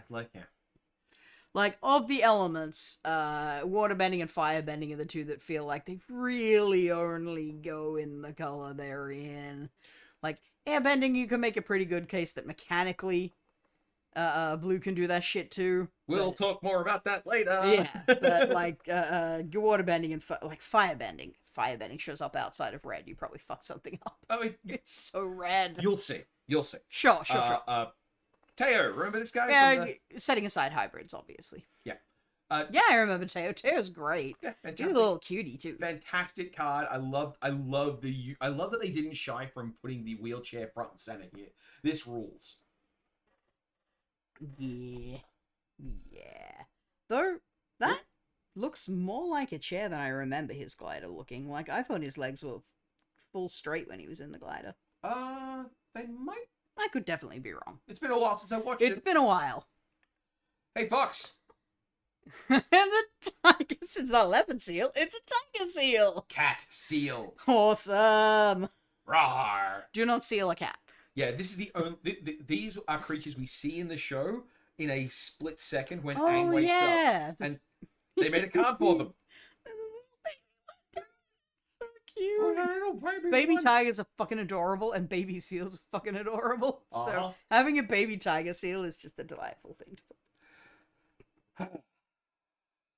And here we have Ty Lee. That's the most serious Ty Lee has ever looked. Chi blocker. This is her fighting at the North Pole. Hang on. Look around. Oh, sorry, no. That's the guard towel. Okay, I was gonna say, because she didn't go to the North Pole. She wasn't there. No, she wasn't even in the show. Mixing up my locations. But yes. I was gonna get real mad about that. Oh, I've got something else to be real mad about, which is apparently Ty Lee's voice actress is in Harry Potter stuff. So boo! Oh, boo! Boo! Boo! Boo! Boo! Tough Wizard School. Yep. Anyway, but yeah, it's all good for me to then follow that we're saying like Ty Lee is one of my favorite things in this show. Listen, what do you tell someone? Gold from dragons. Take the gold from the dragon. Yeah. She's a human performer ally. This is the point where she's on the right side. Yeah. Because it's the scene from the tower. Yep. And she stuns someone, and they won't unstun while she's around. That is the correct way to do a Ty Lee. Excellent. And she's got flash. I probably would have made her blue-red for preference, because her personality is so fucking red. Oh, we will see. But the mechanic is obviously not red, so Yeah. she definitely needed to not just be red. I did my first Avatar. Blue is good. I did my first Avatar draft last night, and it got killed. I didn't get to do the full draft before the servers went down, but I did get to play around with against an opponent who had multiple Ty Lees, and I still won. Oh, but it was really annoying.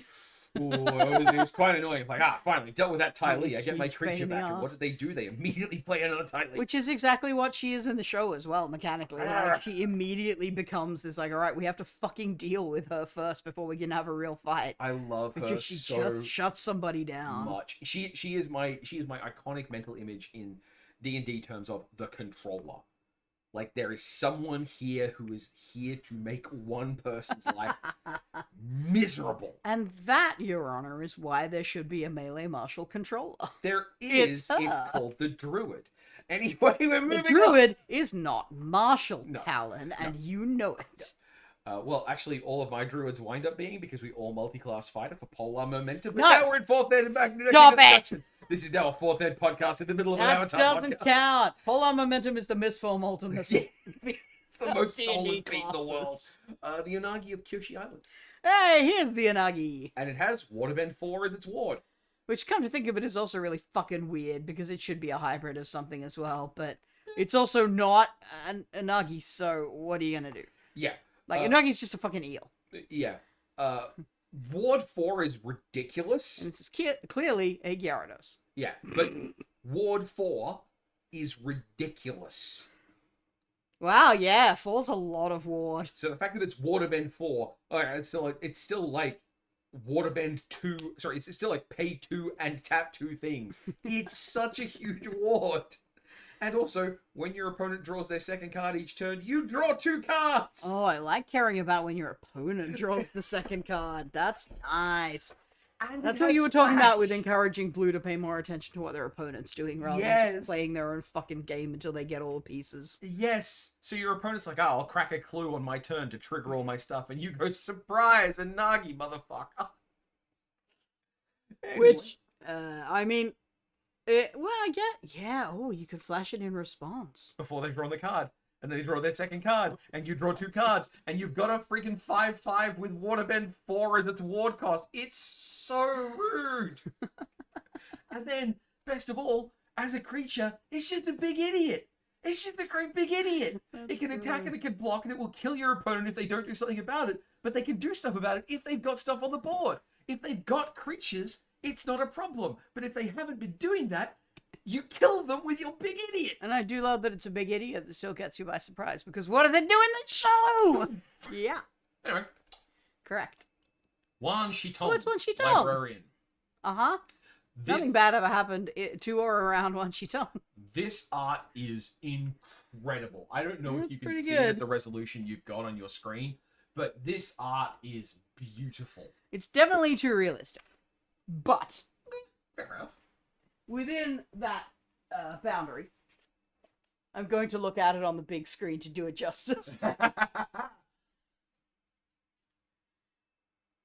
Oh, the little playful boxes. Uh-huh. They're so leggy. Uh-huh. There's an old comment from our discussion of War of the Spark, where at one point I said that a wolf was bringing a treat to Arlen Cord with a "Ralph, you want this, boss?" And the fox is holding the scrolls have real "You want this, boss?" I don't think so, because these are very dutiful. These are job foxes. Yes, reliable, obedient creatures, foxes. That's why they're spirits, Talon. They're not real foxes. Yeah. Also, that might not be a normal owl. Yeah. Also, this card is cracked. This card seems really good to me. Wow, that's Countess. Wow. Uh-huh. Wow. I didn't know half X was a thing. Yes. That's nice. What That's interesting technology. Much more elegant. We first saw it on a green-blue card called Hydroid Crisis, which let you draw half-X cards and gain half-X life rounded down each time. Oh, the library search thing is cute. Isn't it just? Very cute. There's so much stuff going on this card. You can't get this card without knowing what's... You couldn't design this card without a clear idea of what this character is about. And, like, what happens in Magic. Uh-huh. Hey, Fox. We were talking about some koi. Yeah. I mean, I guess they're kind of giant, but they're not really giant. They're, No. like, They might be giant. I mean, they're just, like, being projected onto the moon in this case, so. Yeah. And, yeah, waterbend fashion looks good. Speaking of, waterbending lesson. Hey, I remember this scene. Nice, straightforward card. Yeah. Nice, straightforward art. I especially like the way that Aang and Katara are looking away from you, but they're clearly looking at the same thing. So, like, it's got a good... Because that puts you as third in the line. That means that you are also in the lesson, like they are, and I really like that. Yeah. That's a good interpretation. I think it might be. I think it might be the intention. I could be wrong. Well, if it's unintentional, then it's just good intuition. Yeah. Waterbending scroll. Ah, the waterbending scroll. Uh-huh. Does it do lesson stuff? Not No, really. It does island stuff. That's a shame. But they had to make it an artifact so you could tap it to improve your waterbending. Yeah, that's true. Uh-huh. I like it a lot. Good God, that's expensive to draw a card. Yeah, but not eventually. It's true. Yeah, it's a really good design because it looks scary up front, and then you get to the point where you're just tapping it for free, and it's like, oh, this is the best. And in fairness, it was very hard to get the first time. Yep. Shockingly good card. Just this card is apparently way better than it looks for actually playing with it. I especially like it's disguise as all. Yeah. Yeah, and I especially like that you can waterbend to enchanted creatures owner shuffles it into their library. Interesting. It goes away. You have been pulled under the water. You're not killed. Mm-hmm. Which is kind of funny that a bunch of airbending cards with Aang on them can destroy a creature. Oh yeah, we don't talk about that. Look, the flavor's not perfect. Princess boring. Yes, the girlfriend that became the moon. Yeah, I mean, you could cast a non-creature spell from your hand without paying its mana cost. I guess so. It replaces any mana cost you have with Waterbend 5, which, means you can tap artifacts or whatever. Like, I guess that's appropriate. It's novel, but it's not that interesting. And shit, like, Yue is one of my least favorite things in the show. She has extreme, like, fanfic Mary Sue energy. I want to hear her swear. You'll never hear her swear. I know, but like, she's too pure. But as a character, I kind of want, like, the thing that would make me like her, like, she's obviously here to be wanted, but to actually make her really likable, I need some crack in the perfection. I need the moment where she stubs her toe and says something just heinous, to just have this humanizing moment of like, oh, there's more to you than just princess archetype. Yeah, I think that's why she feels so Mary Sue. Like, she's literally perfect. The only things about her which momentarily seem imperfect are just ways in which she's being self-sacrificing. So, she's in fact more perfect than you realized. I'm glad she became the moon. There, I said it. Moving on. The best lesson. Gosh, it's a lesson. Azula is also a superb character. Yeah. Like, not in the way that Iroh is just a perfect guy, through hard-earned trauma, but, like, she's so good at everything she needs to do for the story, and they don't let up on her for a moment. And the way they have her fucking unravel towards the end as well. Long-term fans of the channel may remember me at one point presenting a video about the romances in Baldur's Gate 2, one of which indicated the best and hottest girl in that whole game series is Viconia. No, Viconia is definitely best girl. Viconia is voiced by an actress called Grey Delisle. Grey Delisle also voiced Azula. There is a permanent groove in my brain for the way this character talks. That's another reason why I'm always uncomfortable when I remember how young she's meant to be. Yeah, she doesn't feel it. Like, she's commanding an army at one point. And part of that is who she's choosing to be, right? Like, the whole point of this character is she has very deliberately crafted herself into what she feels will win at the thing she wants to win at. And one of those things is not being a child at all. Yeah. Ever. For any amount of time. So she's, like, fully done with teenagerhood before she even got there. But also, they gave her Grey Delisle's fucking voice. Yeah, she's such a good voice. Christ. When she first shows up, she has one voice line at the end of an episode, and you're like, oh, fuck. Yep. This is the coolest villain ever. Speaking of whom, I want you to behold this creature. Forgot how cute these weirdo mounts were. I don't remember what these ones are called. I don't either, but this is a creature. That's some kind of iguana horse thing. That thing creatures. Yeah, it's a good creature. Uh-huh. What did they have? Something new, I think. It's like a manky sock or something. Yeah. Or that might be the thing that the Shershu went from. Anyway. Well, they used a sandal to find Iroh at the end. That's right. I can't remember what it is that Azula has. Piece of bandage, maybe? And again, remember what I said about the fact that the world just has more stuff in it? Yeah! Look at those cool guys. Look at those cool, weird guys. God, you're very much making me realize how much I'd love a Dragon Prince magic set. Which probably won't happen because it doesn't have the kind of recognition that it does not have the juice. Avatar has. Though it did get an RPG source book, I think. Yeah, probably. I don't know for what RPG. Those are comparatively cheap. It's probably a PBTA thing. Yeah, and again, those are comparatively cheap. But it might be worth it just for the fucking art book and monster names and all that kind of shit. Tempting. And behold our first instance of firebending, which does show up on red and black cards and a couple of greens. But oh yeah, okay, this guy can be black. Yeah, right? Like, this works just fine. This is one of the rioters from Boiling Rock.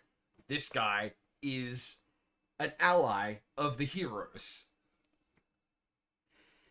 I guess he is an ally. He's not really an ally, though. Like, you remember how that episode goes. Yeah, it doesn't go well for long. I suppose one can be a temporary ally. Yeah. Yeah, we do our best while we can. Whenever this creature attacks, you may cast an ally spell from among cards you own. Oh, right. Okay, I see. It gets Yeah. cards out of your graveyard, and then it can let you recast them. Like, it hides them somewhere. Yeah, and it yeah. lets them spring It out. makes sense. All right. And you thought they were dead, but they're in fact just hidden. Creatures, just more creatures. It's a good, horrible critter. So, you were saying Water Nation has the hottest characters, and like, I'm not arguing with that. I don't remember this character. Oh, to be clear, Fire Nation is right up there. Why is this character so hot? And also, one of the things that always gets me about it, like one of the ways in which the world is much more interesting than it needed to be for a fucking kids show, is that the Fire Nation is unambiguously the villains. They are warmongering colonizers. They fucking genocide some guys. They're not sympathetic. But also, if you're a woman, the Fire Nation is the only place that doesn't have expressed sexism. Yep. Even the air nomads are into full gender segregation. If you're non-binary in the air nomads, you might be fucked. Yeah. Certainly if you're trans, you're in trouble. Uh-huh. And Ba Sing Se, I don't know that it's explicit, but they're very, well, not Ba Sing Se, the Earth Kingdom, it's obviously tied to class. The high society is super gender segregated, and the lower classes are, it's fine, probably. The way Earth Kingdom men insult one another indicates that they do think that there is a strict gender binary. Yeah. They engage in what some people would call toxic masculinity, and which another very erudite person has pointed out is basically trans misogyny. The idea that the worst thing a man can be is a woman. And the North Pole created Paku. Yeah. And the South Pole created Sokka at the beginning of the series. Yeah. And both of those have a dire problem with gender. And the Fire Nation, they show us heaps of women just mixed in with the guys doing the exact same shit in the exact same way, and it's bad shit. It's Hire not more good. woman guards. Yeah, like more female cops. Yay, feminism. But yeah, it's an interesting detail in the Like, world. it is cool and interesting, and like it's that little nugget of something where it's like, It colonialism ruins everything, including the merits of the thing that it comes from. Yeah, and one of the things I like about this is that it is an idea that very easily, after the war is over, you then have to deconstruct, because you have to have all these women in these positions of authority, once the Fire Nation is no longer in charge of the world, who are being told, oh no, you have to go back to the way things were, and also, you have effectively got guns, so... I mean, they're probably not going back to the way things were, because they can't. Zuko is rolling back the expansionism. Yep. But there's no reason to think that, that's the reason that the Fire Nation lacks the gender segregation that the other ones still have going on. I mean, it certainly might be a factor, because if you need masses of expendable troops, maybe that's the thing that motivates you to go, sure, women can fight just like men, go die. Mm-hmm. Anyway. These horrible bastards. They're interesting, huh? Because they're one of the few, monsters in the Avatar world that isn't a spirit or a hybrid animal. They're, Spider Beast even isn't doing the whole story, because that's not a spider, really. It's got 4 legs, for starters. Uh-huh. Or does it have... It has 8 eyes. Yeah, and teeth. Yeah. So, there's a lot going on here. There's a spider-vulture element going on here. And I'm sure Spider Beast is just the best fit for magic, because they didn't want to interrogate too closely the fucking clitosticks of an Avatar creature that's not clearly a catfish stapled to an alligator. And then we have this beautiful, horrible creature. Come to think of it, magic only has crocodile and doesn't have alligator, doesn't it? No. Which is straight wrong. Because alligators are not crocodiles. Huh. Yeah. They're both crocodilians, but crocodiles are a separate family. That's why we have crocodiles and no alligators. They do not belong in I think Asia, the whole Eastern Hemisphere, I don't think has any gators. Well, there are some crocodiles in the Americas, I think. Well, I believe my response to this is seethe and cope. It's true. The game system can't do this. Don't get me started on dogs. Yeah, gharials. There are gharials in Magic, and they are creature type crocodile. Yeah, I guess they're just using this the way that they use cat, which is in the most expansive possible way. Yeah, there are tortoises that are creature type turtle. That's accurate. Oh! All tortoises are turtles, but all turtles are not tortoises. Huh. All toads are frogs, but not all frogs are toads. See, I remember when I introduced you to cladistics, and you were so cross with me, and now you know it better than I do. I've been watching a lot of Clint's Reptiles. Speaking of reptiles, corrupt court official. With the wheel of Oh, punishment. that guy. Yeah. Yeah. Nice. Oil in oil. Nice, simple effect. I like that he's black. That feels right. Yes. As in black is the magic card color. Oh, yeah. I mean, it's obviously not black as in a person of color because there's art there and he's not. Mm-hmm. So here we have one of the places where black gets its involvement with bending. Which is to say, the Daily are definitely a black aligned faction. And they're definitely earthbenders. And they are definitely earthbenders. I mean, don't get me wrong, the Daily could just as easily be white. Yeah. But they're not in this case. They position the Daily and the whole of the Earth Kingdom as a green-black place. Which I kind of like it a lot. I like it as a way of representing a fascist state that isn't just everything is white. It's true, and they are getting, like, you can get the fascism element from green if you do it if you use the appeal to nature. Yeah. Like, if you're doing fucking Darwinism or, like, social Darwinism. Well, or the spiritual aspect of it. No, everything is created as how it should be. You're not supposed to transcend anything. You're not supposed to change anything. Yeah. You're supposed to play out a role that you've been filled into in the natural order that makes it green. Yeah, a spiritual essentialism that means that even if that's not how things are, it's how things should be, so you should act as if that's how they are.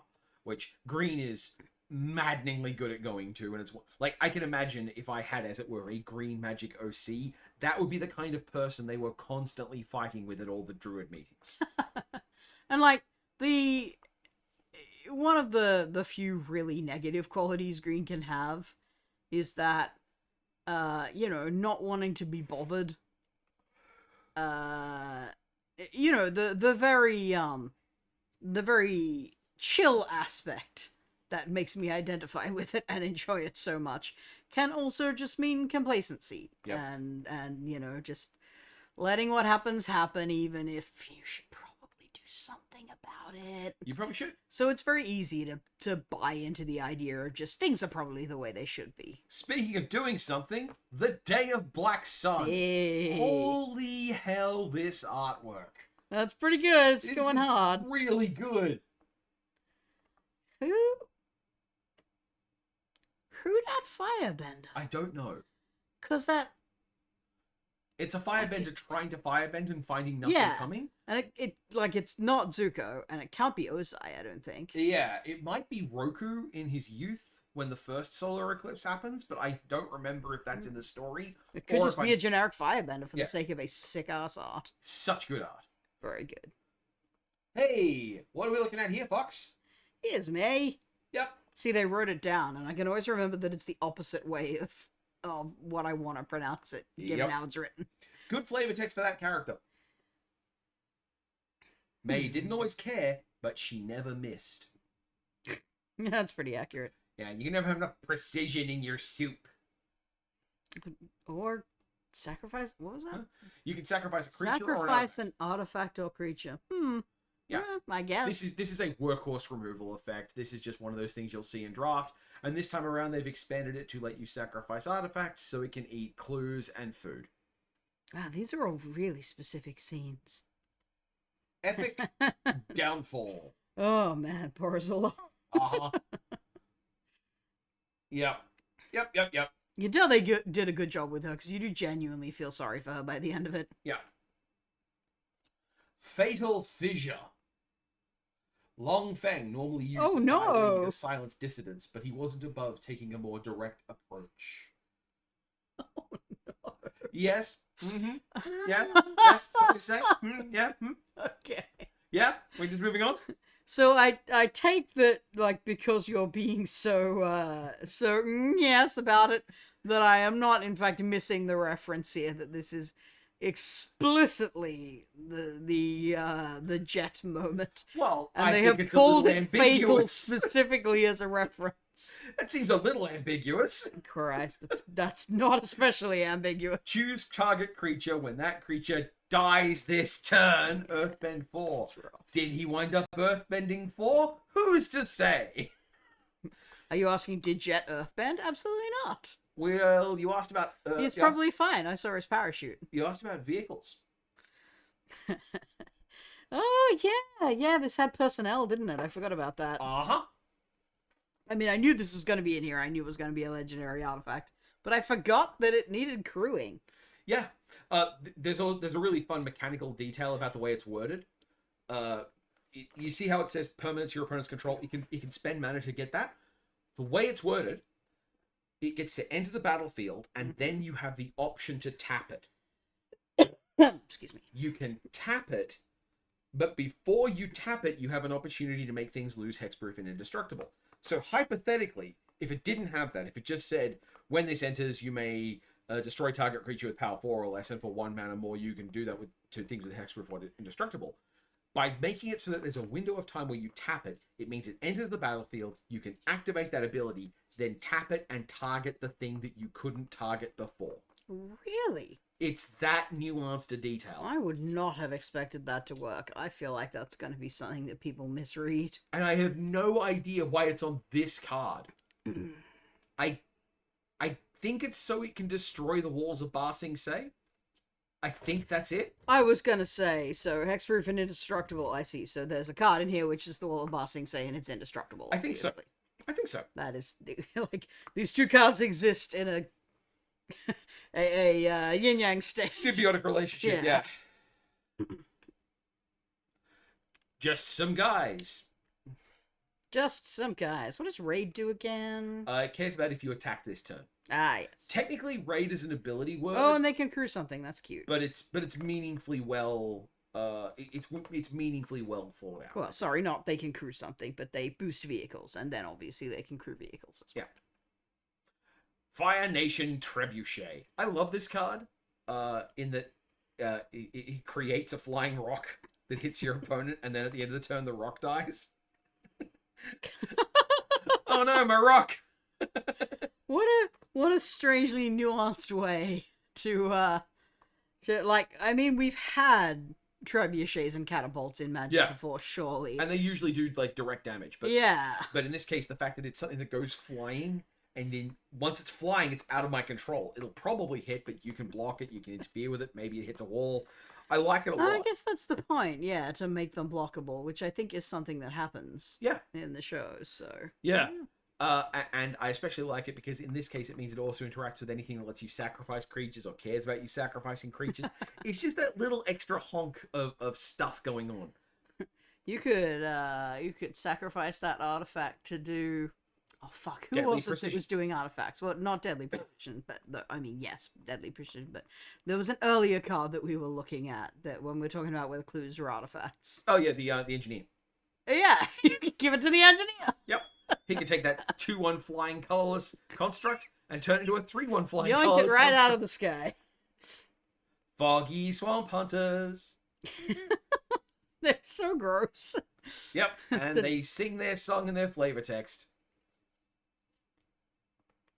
I guess so. And Forgot the song. Moving on. Interesting that they're black. I guess they have to be black because they're in a swamp. But, I wouldn't say the characters in the show are black in particular. This artwork rules. This artwork, which is like seeing flying pigs and memories of Yue and of Katara and of like this is a fever dream. What's Katara doing up there? She didn't fucking die. How did Yue? She just became the moon. I wish she had. Wow. The story would be better if Yue died. She's awful. Yeah. Yeah, no, I just think this artwork is really lovely, and I want to take a moment to It's glory in it. quite beautiful. Why is it black? What's happening? Oh, it's retrieving stuff out of your graveyard it's retrieving stuff out of your graveyard and then killing it. I guess the visions were kind of spooky as well. Uh-huh. Anyway. Heartless No, Act. my boy! Heartless Act. So this is a reprint. This card is originally printed in Ikoria and depicted the worst planeswalker, like, executing a cool animal. And now they went, you know what we need to do? We need to bring back that card and make it worse. I'm glad we didn't... Look, we're not seeing anyone die. It's true. And we know Appa doesn't die, so really the art doesn't work here at all. No, but it is a heartless act to hurt Arbor and tie them down. It's true. Just astonishing cruelty beyond words. Yeah. What monster? Whomstuff. Hog monkey. Boar monkey. Boar monkey. I'm not seeing a lot of boar, but you know what? I'm not an expert in pigs. Weird that that's black, but whatever, I guess. Yeah, you gotta have some stuff. You gotta have some just... Black has to have some fucking cards. Judy. One of many. Oh, Not... she's not a clone? Legendary. Not legendary. Okay, that's pretty good. Surveil 1. Create a token that's a copy of this creature. Then sacrifice an artifact or creature. Judy can be replaced with Judy. This is just a thing that can happen. That's the correct choice. Uh-huh. Hello, Fox. Hey, June's here. It's June. Oh, she's actually spelled with an E. Yep. I thought they left that off, and it was another one of those annoying, like, well, I shouldn't really say it like that when you pronounce it. Uh-huh. Anyway, yeah. She's black. Makes sense. I like it. Uh-huh. What is she? She's conditionally unblockable. Oh. Oh, I see. Someone does not like the idea of unblockability. I suppose sacrifice to... Well, I mean, she should stun stuff, but I guess the Shishu should stun stuff. So if there's a Shishu, it should stun stuff. It's in the Eternal set that doesn't stun stuff. Boo! We'll talk more about that in a moment. Seamless editing, and only the people looking at the background are ever going to notice. June is also ridiculously hot. Yeah. When this show does attractive women, it really blows the doors off it. Ko, the face stealer. Ooh, of course he'd get a card. Yep, that is a horrifying thing. It's just like, you know, they did a really good job of picking art that gave, designing the art to give this thing a horrifying sense of scale. This is enormous. Yeah, you don't really get a good sense of scale off the art, do you? Oh, No. well. No. But like, it's... There's no way Ko is 2 points bigger than Appa, by the way. What about Lo and Lee? You remember these two? I do. They're like Azula's grannies. Yeah. Horrible, horrible grannies. Whoop, and they're gone. And they're gone. Because here is... it's waifu me. I like the best looking art of this. Like this art is so nice. It makes me go, is this meant to be me? It doesn't look like her. Like it does. That face does not look like her. It has all the components of her somehow constructed in a way that don't look right. Okay, you're misremembering. She has a really long face. And like a really long straight nose. It's true. I probably would have. And like a broad mouth. I'd probably forgotten those details. It's right. You're right. Yeah, like that's not her face. It's very cool art. It is not her face. Yep. And great flavor text. Yeah. I should like her more than I do. No, you shouldn't. Well, actually, no. It's not true. I do really like her. I just think her and Zuko are a horrible couple. Yeah. Like, when they're together, they're both so boring.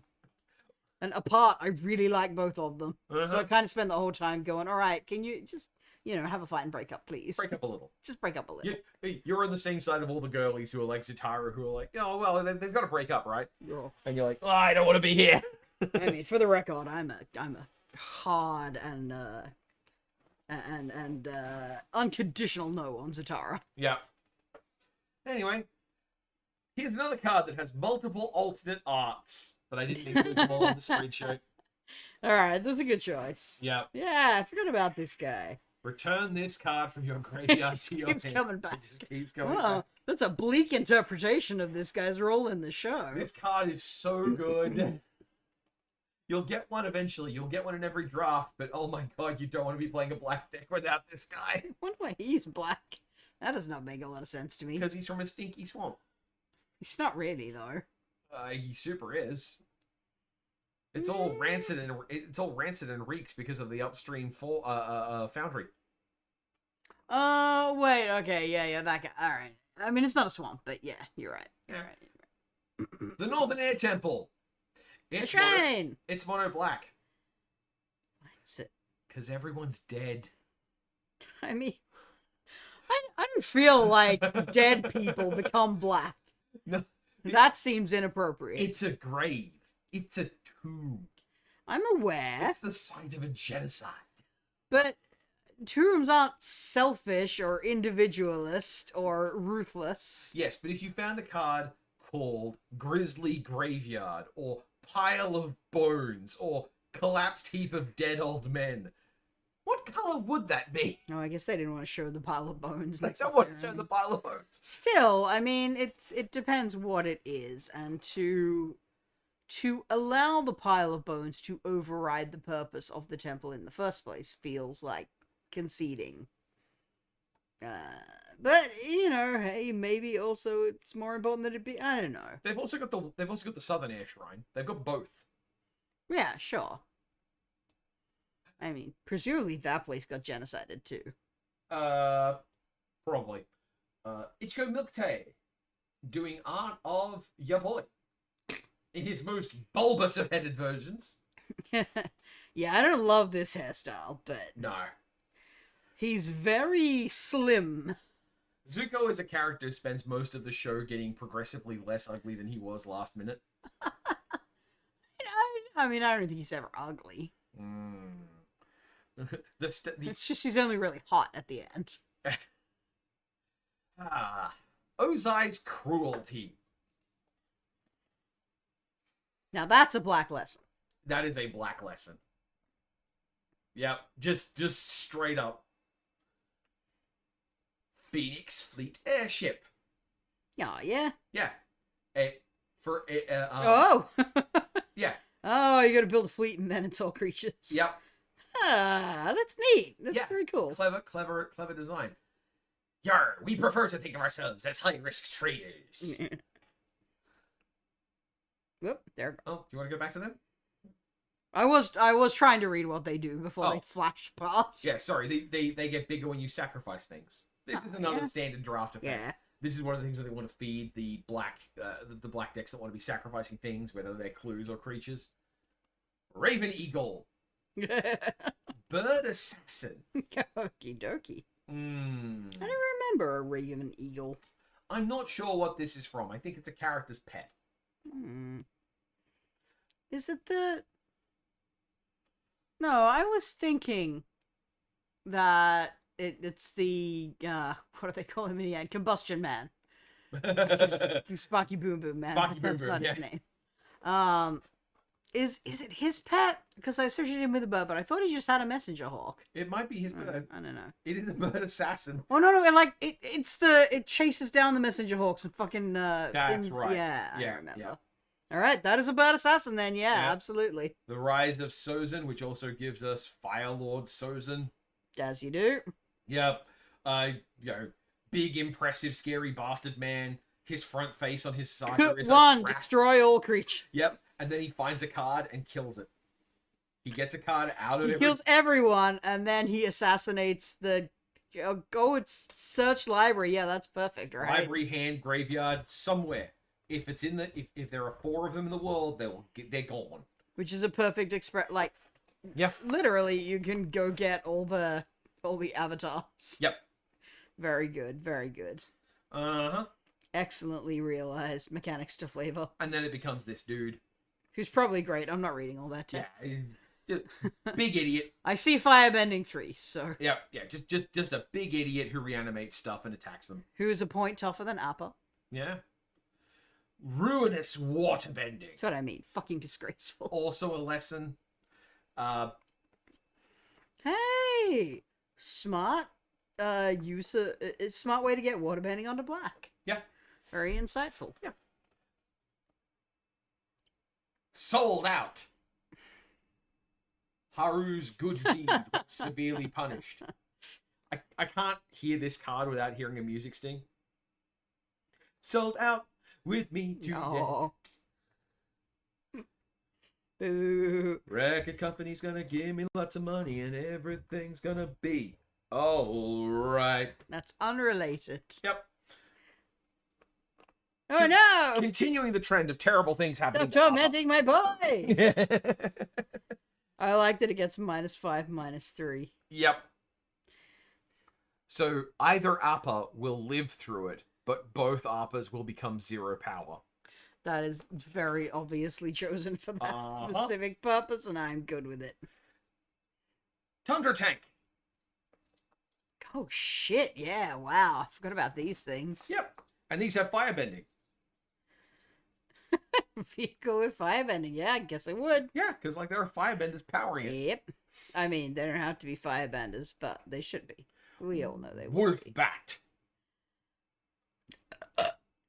Oh, excuse me. Ah, That was unpleasant. look, we're 2 hours in. Everyone is fine with what we're doing at this point. No, wolf bats are like... There's not a lot of wolf in that bat. Yeah, but it's still just... That's like 80% just bat. Yeah, but this is... It's horror movie bat. But like, yeah, this is just like, you need some stuff. You need some things that are just stuff in the world. Yeah. And you need a little thing that flies in black, so... Have a wolf. Pausing. Yeah, Zuko's conviction. I do love this bit of the North Pole story. Yeah. Fucking desperately embittered suicide Zuko. Yep. It's real good. I've always had to struggle and fight, and that's made me strong. You said it wrong. Right now, I'm definitely strong. These are the actions of a cool, strong guy. Your voice wasn't pouting. It's true. I don't think... Look, if I could do a Zuko voice, I would be in a better place in general, but I can't. I don't know that Dante Basco is a particularly great actor. Like, I suspect maybe he doesn't have, like, a massive range or anything, but he couldn't be more perfect as Zuko, and particularly the way he can put a pout into his voice. It's buckwild to me that I heard Really Zuko good. as a young person. I was like, oh, that's Rufio. And now it's like, oh yeah, Rufio is Zuko. Well. And now we're to Red. The porcupine! Porcupine! It's a bull porcupine. I love it. And this is where we get back to that point that you need some stuff. You just need things that are part of the world that make the world coherently what it is. I like that art too. That's very cute. Boomy Bash. Boomy Bash. Not a lesson, but an incredible simulation. Yeah. Getting your ass kicked by Boomy doesn't teach you a lot. Also, he was wrong. It mostly teaches you to not get your ass kicked by Boomy. You missed the joke, Talon. I did. I'm terribly sorry, but I bring you this artwork of a Badgermole. Because his flavor text said, I'm the strongest earthbender you'll ever see. It's true. But he's wrong, because Tough. Yeah. Toph didn't see him. He wasn't talking to her. I know, but like Toph He was didn't see him. talking to Aang, who goes on and sees Tough. Yeah, but he can't be. Your argument is invalid. I know, but he can't be the greatest earthbender Toph's ever seen. That's not what he said. I know. I'm just... Anyway, moving on. The Cave of Two Lovers. Yeah. I mean, this had to be a guy. I like that they made it a saga. Yep. Rather than, well, I say that, there's probably a secret tunnel card as well. There is there? a secret tunnel Yeah, card. I can see when it's going. But also, notice how it says search your library for a mountain or cave. Secret tunnel Is a cave. is a cave. Gotcha. Yeah. Just a good And solid then you effect. earthbent. Yep. And then you sing the song. Which doesn't really work for the story, but whatever. We're moving on. Combustion Man. That's Smoky Boom Boom Man. This guy's a trap.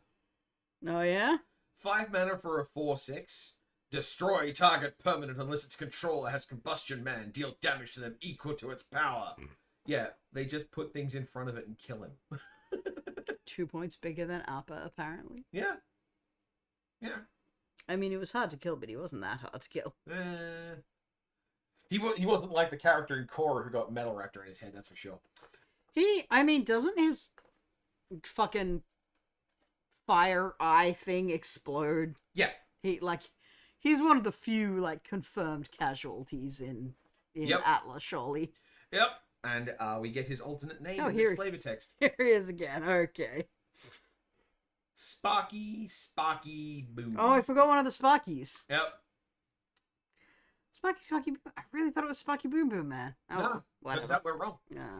Shame on me. Crescent Island Temple. I did say that's not his name, so I guess in a way I was right. Yeah, you were. Next to the shrines. Oh, cool. I don't remember that one. What is that? It's the Crescent Roll it Island. back. Something to do with the Fire Nation.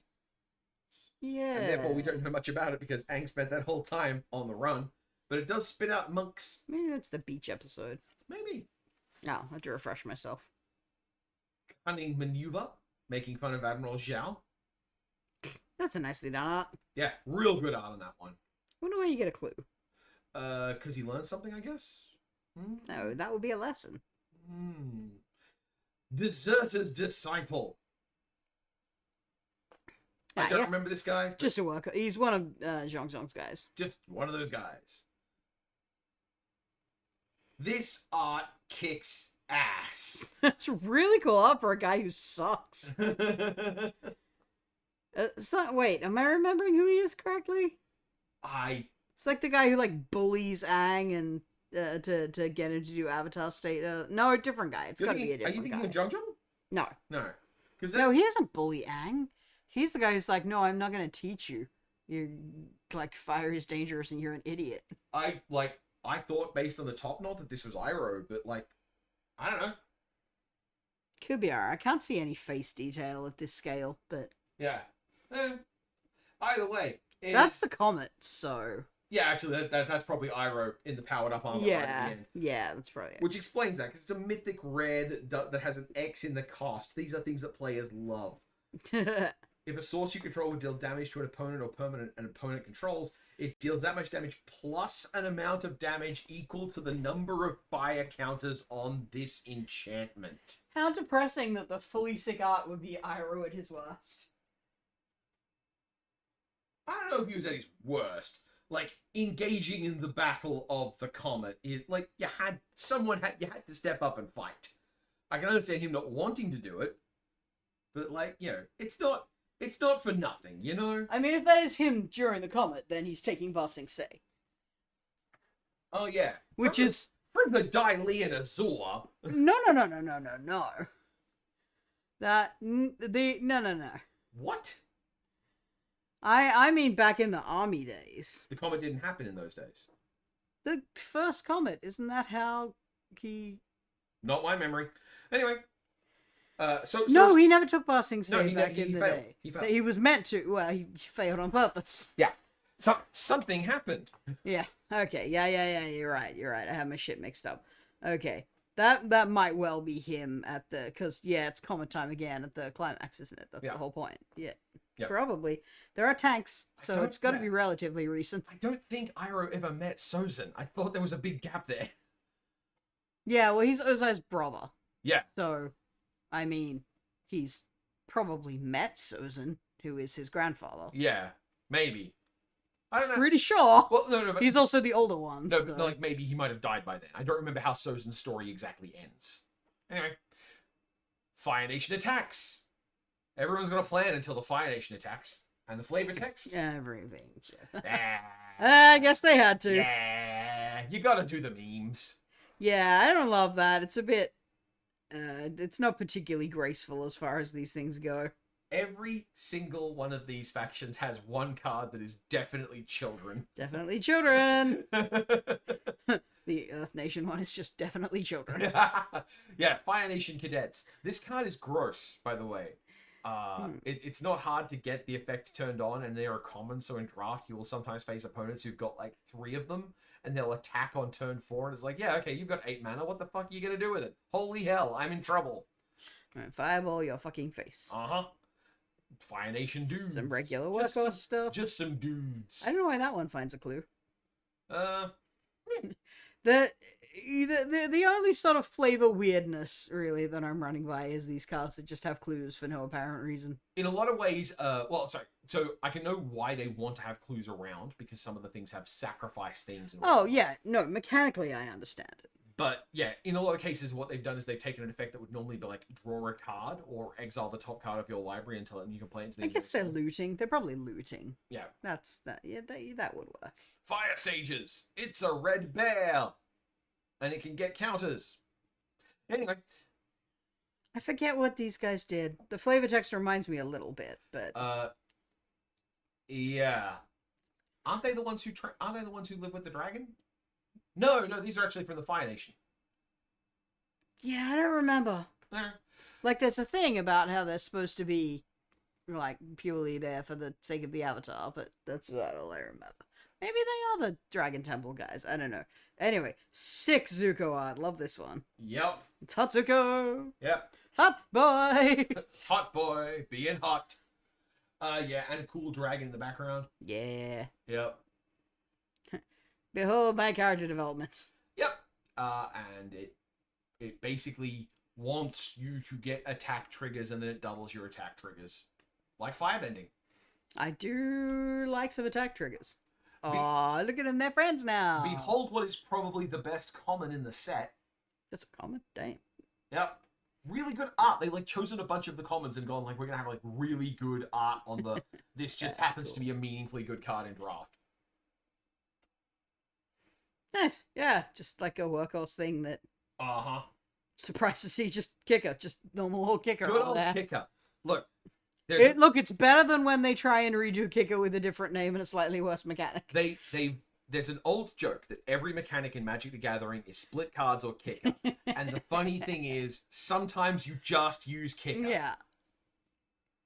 Again, just a child. That is a tiny child. Just a child.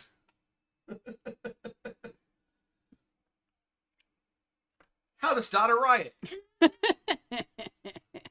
Now, I love this card because I saw a couple of very good, very important Magic commentators who I love and respect a lot on the Resleevables podcast, talking about how they just didn't get how, like, this card is so blunt and basic and it's so obvious. Like, it's an artless card. And I'm like, yeah, that's kind of the point of the thing it's trying to represent. That is the point of the moment in the show, yes. Yeah. I love that it gives menace. That's a great idea. Like, what a great way to represent a riot. Just immediately out of hand. And I love that they deliberately templated it so that it's two effects that are split. So if someone kills your creature, you don't lose all of the second effect. That's a good point.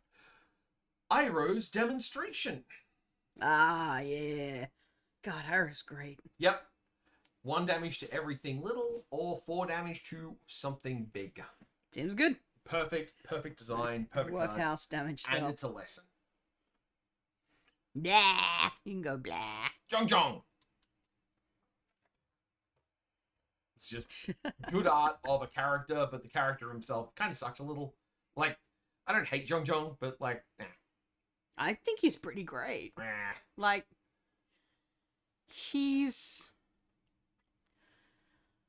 I think it's very cool that we get, like, it's the first real experience we have with fire that might be on our side. And yeah. It's so wholly destructive that the characters are terrified by it, which is a great thing to do with it at this stage in the story. Yeah. Especially when the ultimate lesson is, no, this has to come last. Yeah, I guess it's that. I think the part of the problem for me is that I ultimately just have a very different relationship to violence than the Avatar series has as a whole. So there's a part of me that's just like, well, I don't see. Well, why doesn't the 12-year-old child have the same unhealthy relationship to violence that I have? Well, he's not even saying don't be violent.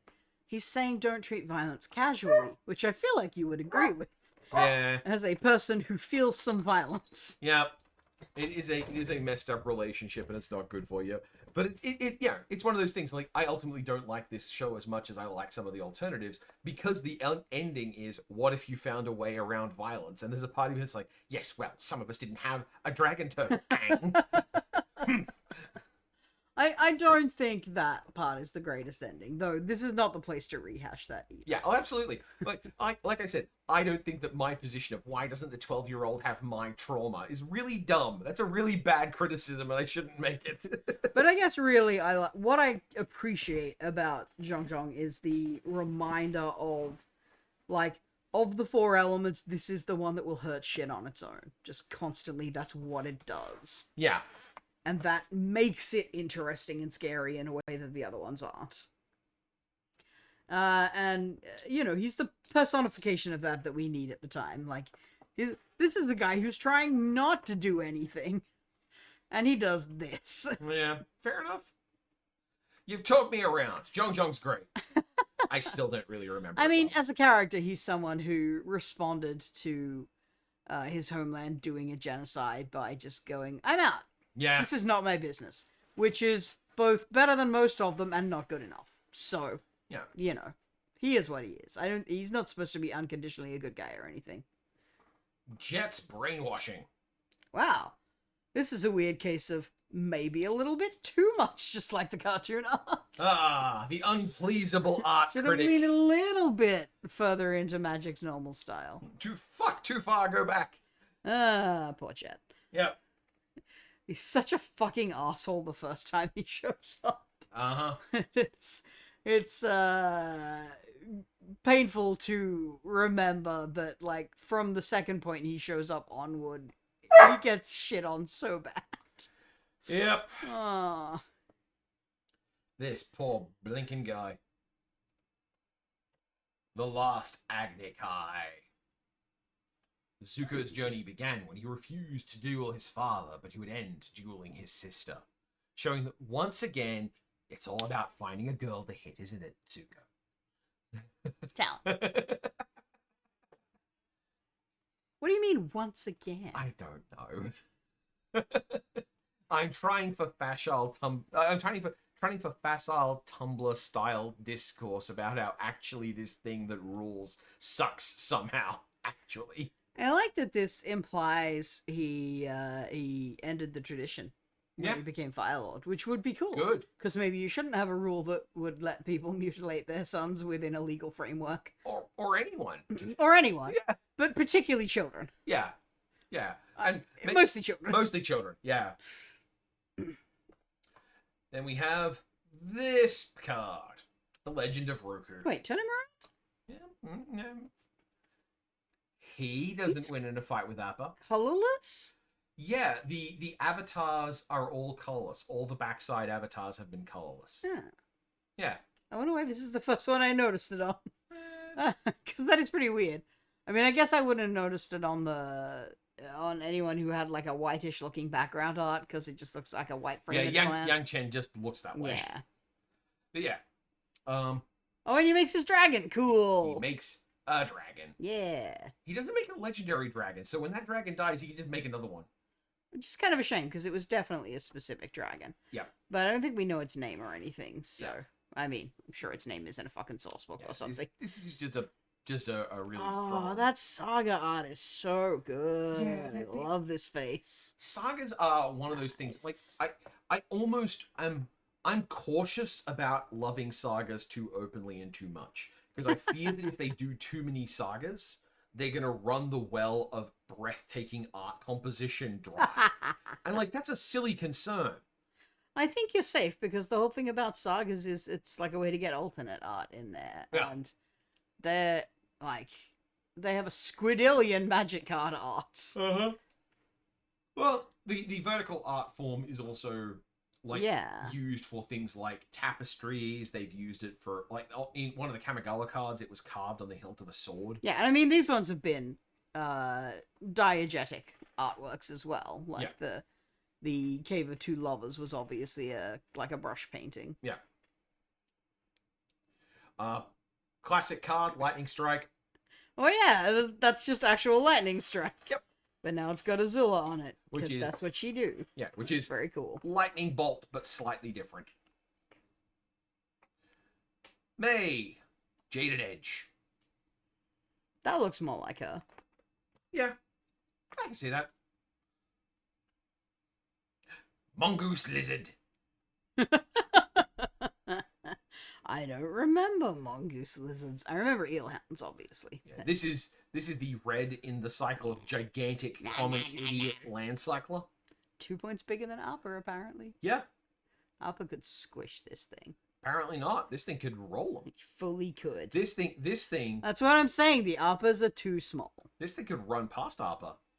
Like, Appa should be the biggest biological thing in this set, except maybe the Unagi or the fucking dragon serpent. There's an eternal set version of Appa I'll show you afterwards to hopefully, Better be big. I quell want the to see bleeding. a fat boy.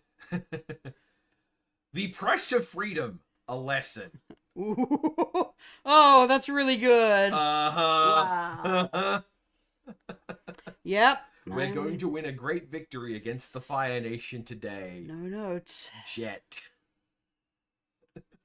Like I said, he's such a fucking asshole the first time he shows up. Uh-huh. Rand and Shaw. Oh. When Yeah. they enter, They probably do have names. if you cast them, and there are 3 or more dragon or lesson cards in your yard, you make a copy of this card, except it's not legendary. Interesting. So it's 2 dragons, if you've learned your lessons. What? I mean, this card is 2 dragons. So it's 2 dragons. I mean, shut up. And I like how they have firebending too. So when you have 2 of them, you can you get 4 mana, and their activated ability is 4 mana that does something for all dragons. Yeah, this is a cute dance effect there. This art Yeah. kicks ass. That's a good one. Yep, you can spend 5 life if you have to.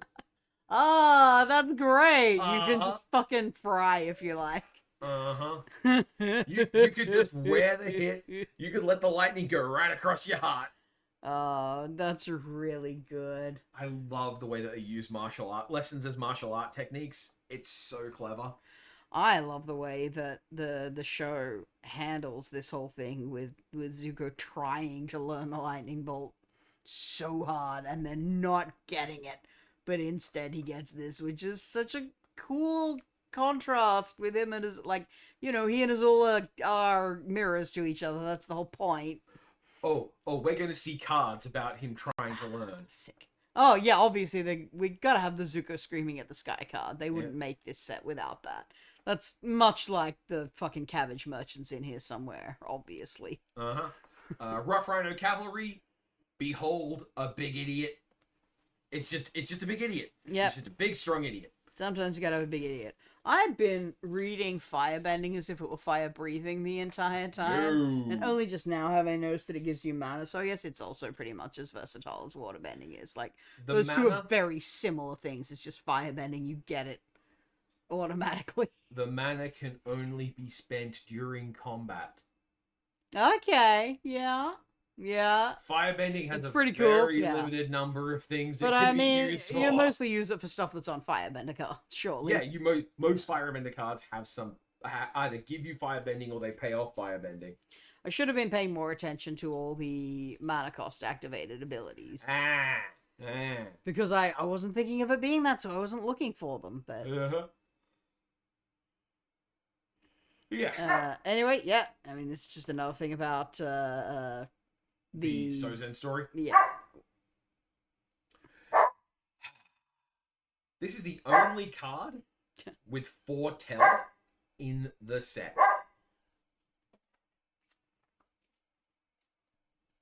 And Speaking of Sozen shit. And yeah, foretell is the only mechanic. This mechanic originally shows up in Kaltheim. This is the only card with foretell in the set. Behold, Sozen's comment is foretold. Ah. Yeah. Ah. It would. I would have liked to see them do this for the Eclipse as well. Yeah. Like, that could have been a good counterpart. Yeah. Well, I think they don't do it with the Eclipse. But yes. Yeah. Yeah, I think You they said don't. it was the only one. I think it's the only one. And They I'm might- saying they should have done it for the Eclipse as well. I might be wrong. We'll Hmm. see. Tigadillo. It's Tigadillo. Tigadillo. There's not enough Dillo in this Tigadillo, just for the record. Yeah, it's mostly there in the tail having some plating on it, but even then. It's mostly there in the back plating. Yeah. But still. Yeah. This card is really funny because it doesn't look like it's very good in limited, but if you get like 3 or 4 of them, they're very scary because they all feed each other. Can't attack. Oh, another creature. Yeah. For a second there, I was like, but it's got power 4 or greater. Yeah. Yeah. So you just need a pack. Yeah, you just need 2 or 3 of them, and then they are in fact very, very good and will eat your face. Which makes a lot of sense for, a lion. Yeah. Not a tiger, but whatever, you know. Treetop freedom fighters. Yeah. The Fire Nation thinks they don't have to worry about a couple of kids hiding in the trees. Maybe they're right, or maybe they're dead wrong. Dead wrong. I love that they preemptively put their edgy fanfiction character in the story and then killed him. Maybe. Allegedly. Oh boy. Hey! Look who it is. What are these, Fox? That's my boy again. Yep, that's Zuko's specific swords. It is. Well, it can't really be because they're not legendary. Yeah. So, really, it's just any 2 swords. But, you know, the artwork is Zuko's specific swords. There's a red Ty The Red Ty Lee, who is not an ally yet. He's just a performer. Which is fine. Yes. And she messes with blocking, and she has prowess, and like she's just straightforward. This is the uncommon Ty Lee. It's kind of funny that she's like less annoyingly sticky. Yeah. At first, where really it's the other way around. When I dealt with the last of my opponent's blue Ty Lees, they did untap and play a red Ty Lee, and I was just a little cross at that point, but I was also winning, so... War balloon. More vehicles. More things in this story that can be vehicles. Fire counter. Oh, yeah? Yeah. You for 1 mana, you can put a fire counter. Oh, this is like the water bending one. You need to charge it up. Yeah. Wartime protesters. Oh, that's a really cool art. Yeah. I love this chunky lady. I love that she's just, like, not a standard body. I don't know where these people are from, because they're clearly Fire Nation, and they're protesting against Ozai based on the flavor text. I don't remember that ever happening, but it's cool. Well, you know, it might have happened right towards the end of the story, at which point I know I was like, yeah, come on, hurry it up, get to the end of this. I doubt it. The Yuyan Archers. Maybe it's inspired by the comics? Maybe. I think we are very squarely in the space of the non-comic, of the TV show. Yeah, like, this is pretty specific. Yeah. And there's definitely no acknowledgement of the broader stuff that happens in the extended story. Which are good, I understand. They're pretty good. I mean, definitely not as good as the show. But that's because the show has a really, like, a concrete, sensible, satisfying, well-constructed arc. Yeah. That ends and shouldn't really be continued. Yeah. But if you want to continue it, they're pretty good. Mm-hmm. Pretty good continuations. Not bad. There's some really interesting Zuko moments in particular, which are just like, God damn, that is our line. Zhao the Also, Moonslayer. They kind of break up him and May. Zhao the Moonslayer. What's in the bag? I know what's in the bag. What's in the bag? It's not you, eh? Yeah, this is pretty grisly stuff. I like how they let you, like, he can do a classic effect called the Blood Moon effect, which is very appropriate. Like, you know, kill the moon. That's funny. But they make you spend a lot of mana to do it. Non-basic lands enter tapped. Interesting. Yeah, fucking with non-basic lands is the effect of Blood Moon. I suppose that's why he does it. Yes. Like, it doesn't make a lot of sense, but as a reference to Blood Moon, it definitely works. Uh-huh. As long as Zhao has a Conqueror counter on him, non-basic lands are mountains. Which means he can color screw people, depriving them of the ability to cast spells. Which I don't remember being really something that... Turning off... Oh, he turns off the waterbending, He turns off waterbending. Yeah, okay. So it's a way of achieving that effect. Yeah. It's your boy! Look at his shitty face. It's the shittiest of guys. I love when they give the Avatar art to the Japanese artists, because you get like what a Japanese person thinks this character should look like in an anime, and like he's such a shitty looking guy. Iroh Stuff. Iroh looks like a sad teddy bear. That's how Iroh should look. Yeah. I want the Avatar. I want my honor. My throne. And now we're into green. Who dis on allies at last? Someone waterbending and someone firebending. Oh, that's the Katara and Zuko field trip.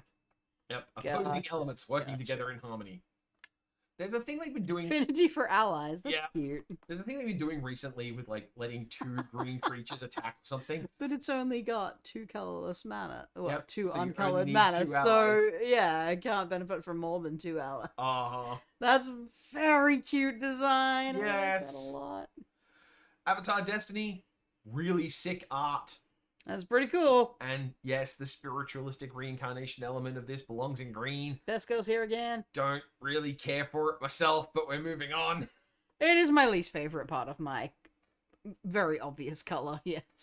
Oh, badger moles. I forgot they were going to be here and they'd be green. Badger moles rule. Behold! Yeah. 5 mana, 4/4, make a 2/2. The 2/2 has trample. Yeah, okay. Yeah, this thing rules. Okay, but I will say this is definitely showing the weakness of Earthbend being reduced to a single mechanic. Because we sure as shit don't see a badger mole turn a land into a creature. We see a badger mole turn a land into rubble. We see a badger mole turn a land into not land anymore. Mm-hmm. But they don't animate them. That's just silly. Also, oh my gosh, that's so fucking cute. Badger Mole Cub. Yeah.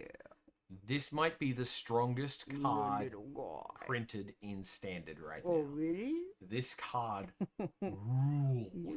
This card is so strong, Baby. and people want to kill it on sight. Oh, don't kill the little guy. Don't kill the little Just guy. the little guy. Just the little guy. Is that mythic? It's a mythic.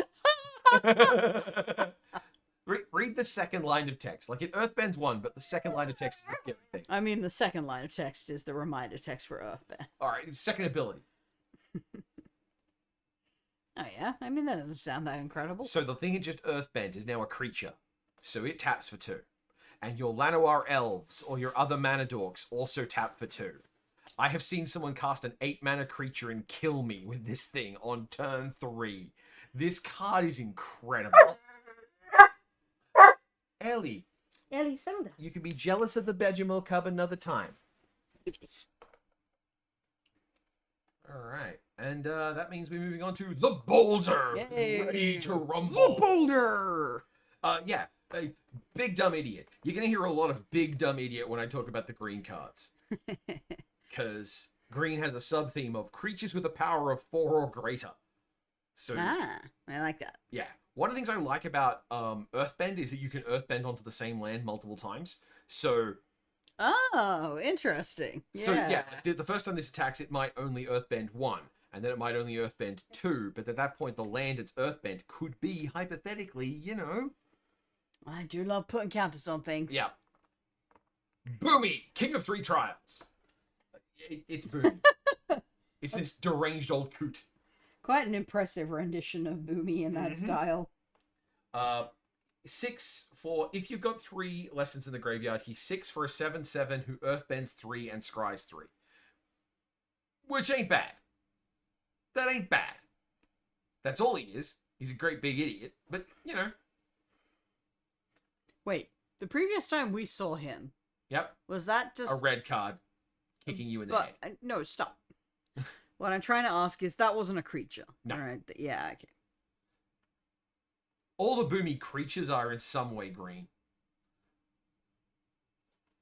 The burnt down forest and its restoration. You know. I straight don't remember this.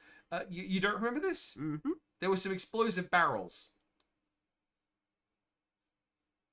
Mm. Oh no, wait, that was the volcano. The volcano. When I say I don't remember something, I mean it. Yeah. Nice big acorn in the foreground.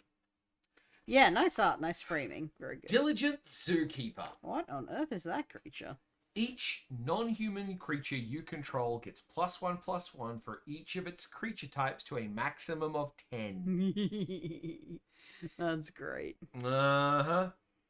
And I also like that they made the farm animals card specifically to complement this, obviously. I think it gets +4/+4 off this dude. Uh-huh. The Earth King. Hey everybody, the Earth King's here. Yay, the Earth King's here. And it brings Bosco.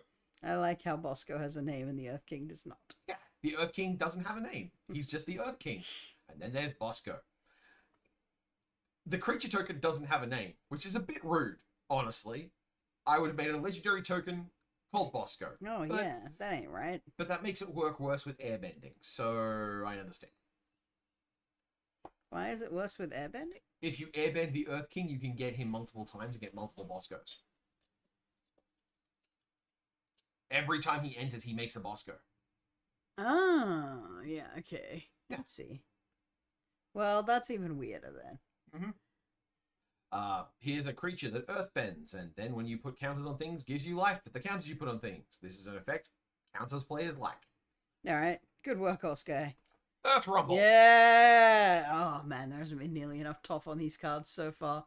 Which is fine, because Toph is green, but... Earthbend 2. Toph is also pretty fucking red, so I'm surprised. When you do, up to one target creature you control fights target creature opponent controls. So you can Earthbend, and that land can then immediately punch someone in the face. Earthbender Ascension! Oh, yeah. Yeah. Oh, has there been a series of these Ascension cards, and I haven't noticed? Do they all have the creature in the background? Yes. Nice. Yeah. Zuko doing the kick with the dragon in the background. Yeah, I remember that one. And Aang doing an airbend with Appa floating nearby. What does waterbending have in the background? It had the coin on the moon. Oh, yeah, they learned it from the moon, of course. And there's no Black Ascension. Well, there's no fifth element. Yeah. This is not that show. Earthbending lesson. There's, Christ. Something was in my brain to say, and it fucking... Oh, that's right. I was going to make fun of the, like, weird retconning they did of that with Korra, which I didn't like at all. Oh, yeah. Moving on. The show had such good stuff in such a bad soup. Look, I can prefer a thing and recognize that it Yeah, sucks. yeah. Indeed, the fact that it sucks a little is part of why I like it. Korra so much. Yep. Just full on skipped Earthbending lesson. It's fine. Just dudes. Just good, solid, in-universe dudes. That's cool art style. I like it. I love this artwork. I think this is beautiful and clean. I wish I could design this on a shirt, but obviously it's not my work. But this specific artwork, or the circle with the elements, the logo, in it, which has appeared as a logo many times. Yeah, but you know. I mean, you can just buy that shirt. It's an official Avatar shirt. Yeah, I don't want it. I want to go in. This is also a riff on a card called Gifts Ungiven. Oh, yeah? Yeah. Search your library for 4 land cards with different names and reveal them. An opponent chooses 2, put the chosen cards in your graveyard, and the rest onto the battlefield tapped and then shuffle. No, so not a riff so much as a functional reprint. Gifts Ungiven can find any cards with different names, and it doesn't put them on the battlefield.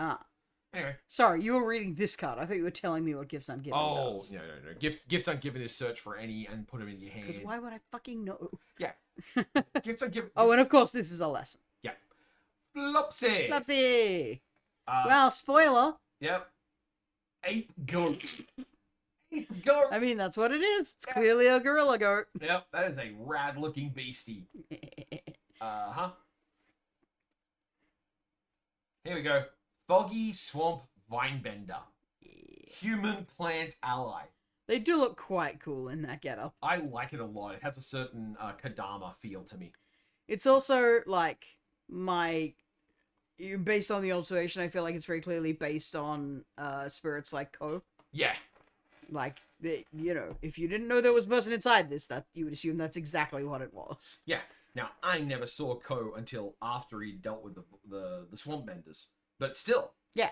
But it's verisimilitude, right? It creates the idea that the Swamp Benders know, what a spooky spirit would look like.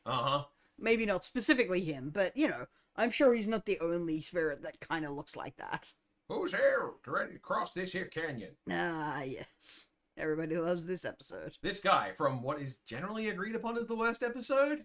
I've heard people say you should skip this episode on a rewatch, and I think that's bullshit. Eh, I feel like this episode is valuable. sure, I also would skip this episode, but that's because I don't care, not because I think it's a bad episode.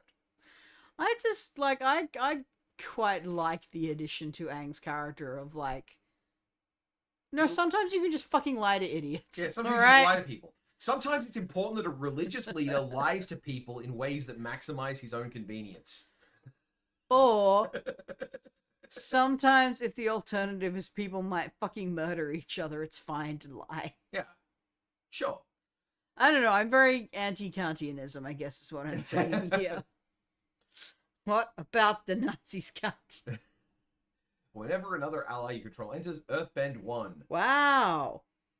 Sorry, you were saying something about when they give the characters to Japanese artists? Uh-huh. Whew. Haru got hot. I like this Haru. That's a real good looking Haru. And he's the uncommon version. I feel like I'm not the only person who saw his design and was like, oh, he should be the hot one. He should be the hot one.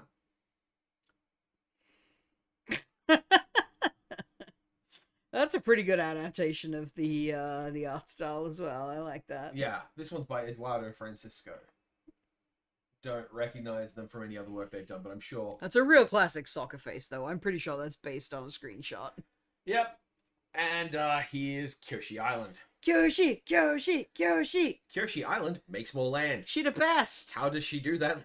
Well, She broke a bit of the island off, Uh-huh. obviously. uh-huh. Oh, there it is. Oh, there. Oh. Mm. Okay, what do? We go get some nice food. We teach someone to fight better. Draw a card if there's a creature or a lesson. Oh, it's so good, Tal. Holy shit, that's amazing. You see what I mean about, like, there's something here? Oh, This is indescribably better. This card is better than everything in Final Fantasy. that's so well thought out and well designed. Uh-huh. That literally, when I step through it like that, I'm like, oh no, it's not just that; it's the whole episode. It's the Oh, episode lead fuck from the mind. me. Yeah. Well, the mini episode anyway. And you draw a card because you've learned something. Yeah. Anyway, shall I put this away so we stop crying? Marco. Talon's joking. I'm actually crying. Yeah, I'm not. Look, I say we to add some grace to it, but no, I know Fox. Yeah. I knew Fox was going to cry at this because I looked at this and went, "Oh, this is deeply emotionally affecting. It's good art and it cares about something important." Huh? Yeah, the person who cares about things and is herself a deeply empathic, resonant artist is going to care about this and it's gonna make her cry. Also, I can't really look at that art without hearing him sing. Yeah. Okay, we're moving on. That'll get me. Yeah. Look, sorry, I'm just gonna sound stuffed up for the rest of this episode. And now we get... No, but I'm not crying. You're crying. So here's the brutal back-to-back. Yoshi! Because this card is one of the cards that, like, the most... So this card does one of the coolest things in the whole thing for me. Okay? So, draw cards equal to the greatest power amongst creatures you control. Okay. Earthbend X, where X is the number of cards in your hand. That land becomes an island. Becomes an island! Fox, how do you hold a large number of cards in your hand? Oh, you make a fan! Holy shit! Oh. I'm offended by how good that is. Whoever thought that up, whoever hit that point in design, you went home early, right? Like you wrote that down and went, I can't top that today. I'm going home. I'm having a little victory lap. That's so smart. Promote this designer. Yeah. Holy shit. And then it turns into this, which makes lands you control have trample and hex proof. After making, hypothetically, a very large, very fat land. Oh, Kyoshi's the fucking best. Yeah. There's an eternal version of her, which I didn't talk about, which every combat earthbends 8. And during your turn, Jesus fucking Christ, she just dropped a mountain on you. during your turn, lands you control have hexproof. She earthbends 8, and the land she earthbends gets vigilance. Of course, you can't do anything about it. Just Oh, awesome. like, it costs 8. It's the big dumb idiot version of Kyoshi, but we love a big dumb idiot card in this house. I'm glad you pointed that out to me. I would fan. not have noticed. I would never. Incredible. It's got the sauce. Like, there's enough Mother. stuff here that you've got stuff you can do with it. Ah, that's the kind of design. Okay, we have now passed design I respect and gotten to design that makes me jealous. Yes. I wish I'd thought of that. That's so fucking good. Like, structural ideas like how they've handled bending and how they've handled lessons, and they've brought back some mechanics to really draw this stuff together.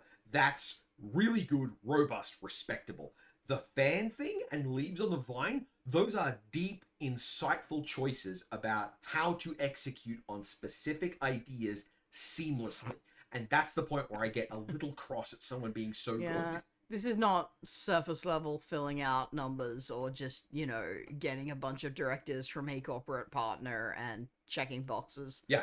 This is made with an understanding of the subject material. You're not going to get a 3-3 vanilla ang to make sure you've got a common. But yeah, origin of metal bending. This is another one of those standard effects. Oh yeah, when Kyoshi's not best girl, Toph is best girl. Toph is best. I think we can all agree on that. Look, I'm not saying Toph isn't a girl, because Toph has never identified any other way. But if Toph one day went, nah, I'm done with gender, I would not be surprised. She's definitely only lightly gendered, which is why the weakest part in that Tales from Ba Sing Se episode that includes Leaves from the Vine is the, Toph has a girl's day and wants to be pretty episode. That's bullshit. Toph is a goblin. Let Toph be a goblin. Look, I'm not going to argue with anyone about what they put in the text. I think of how I would run similar characters. I get one of the comics compilations that isn't part of the post game, trying to continue the story one, is just a collection of short comics that slot in between various episodes, and one of them is the reverse of the Katara makes Toph be a girl episod. And it's Toph goes gremlin mode with... It's Toph takes Katara to do boy shit. Yeah. And boy Katara is ridiculously hot. It's during the Fire Nation arc, so it's boy Fire Nation Katara, and whoo! Feelings. I'd be here for trans Katara, is all I'm saying. Pillar launch. Yeah. Yep, classic Fucking pinball style. Rockets audience. That's not the most delightful interpretation of the style. Yeah. But, these are not cool characters. They're not supposed to look cool. This is a great card. It's just a creature that... It's a 2/2 for 2 that can attack, and for late game, it becomes a 4/4 and brings you another 2/2. Look, there it is. Earthbenders working in concert with each other. Yep. Yeah. Yep. We said it probably happened, and there it is. Yep. Rockalash. Rockalash, that's not a word.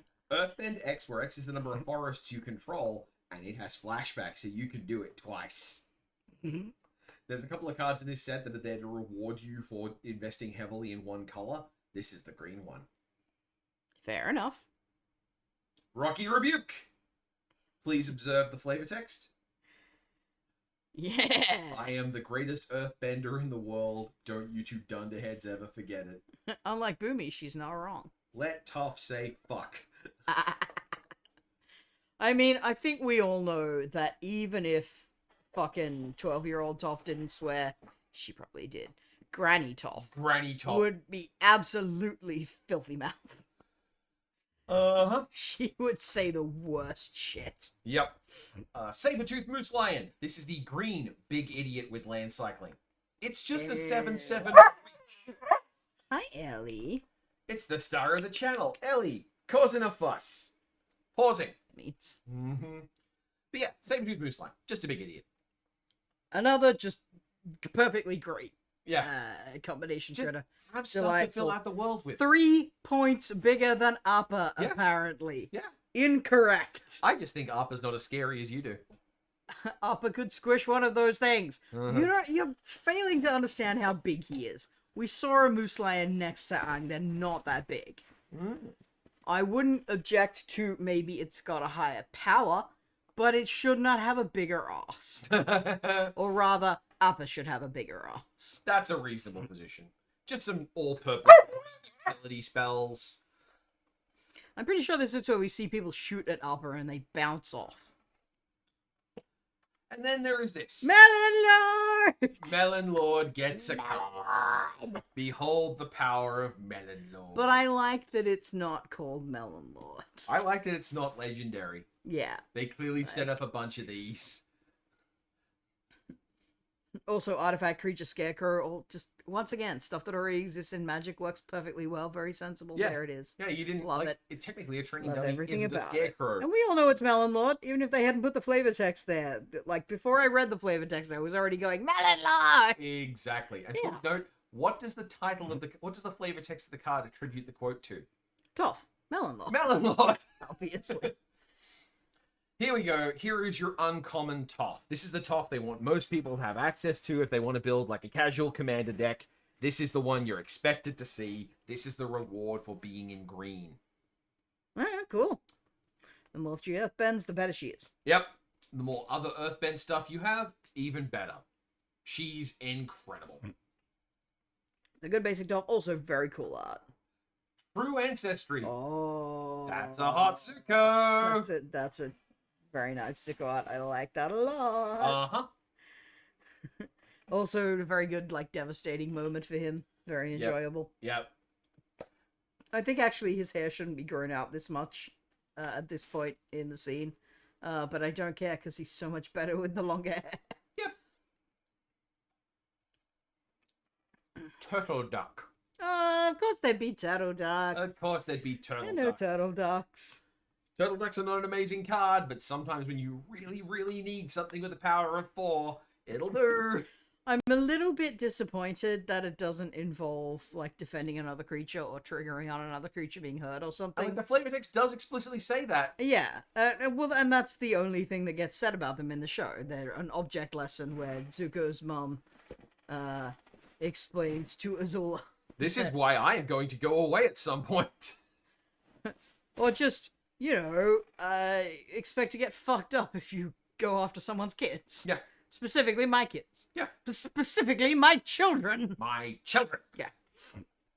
But, I also assume they didn't do that because they didn't want to conjure the idea of the baby turtle duck getting killed. Because if you said, you know, when a creature dies this turn or something. When a baby turtle duck is cruelly your cut assumption down. would have to be that a baby turtle duck died. Oh, you know what? This makes me really happy. The unlucky cabbage merchant. Like, I don't find the cabbage merchant recurring joke to be particularly delightful. Yeah. Like, after a certain point, you're just like, could you guys stop being assholes? Yep. But I like that he's here and not legendary and not like a specific guy. He's some guy. And also, he goes away. You eat his cabbage. He leaves. He creates a food token. Yeah. And you've got a chance to see him again, where he will bring more cabbages. This card does not deserve a whole lot of stuff to talk about, but I just want to point to the combination of keywords. Death touch. Reach, death touch. This card is great. This card shuts down so much stuff. No one wants to trade their very cool flying threat for this fucking dork. This is why the Earth Kingdom doesn't have archers. Yeah.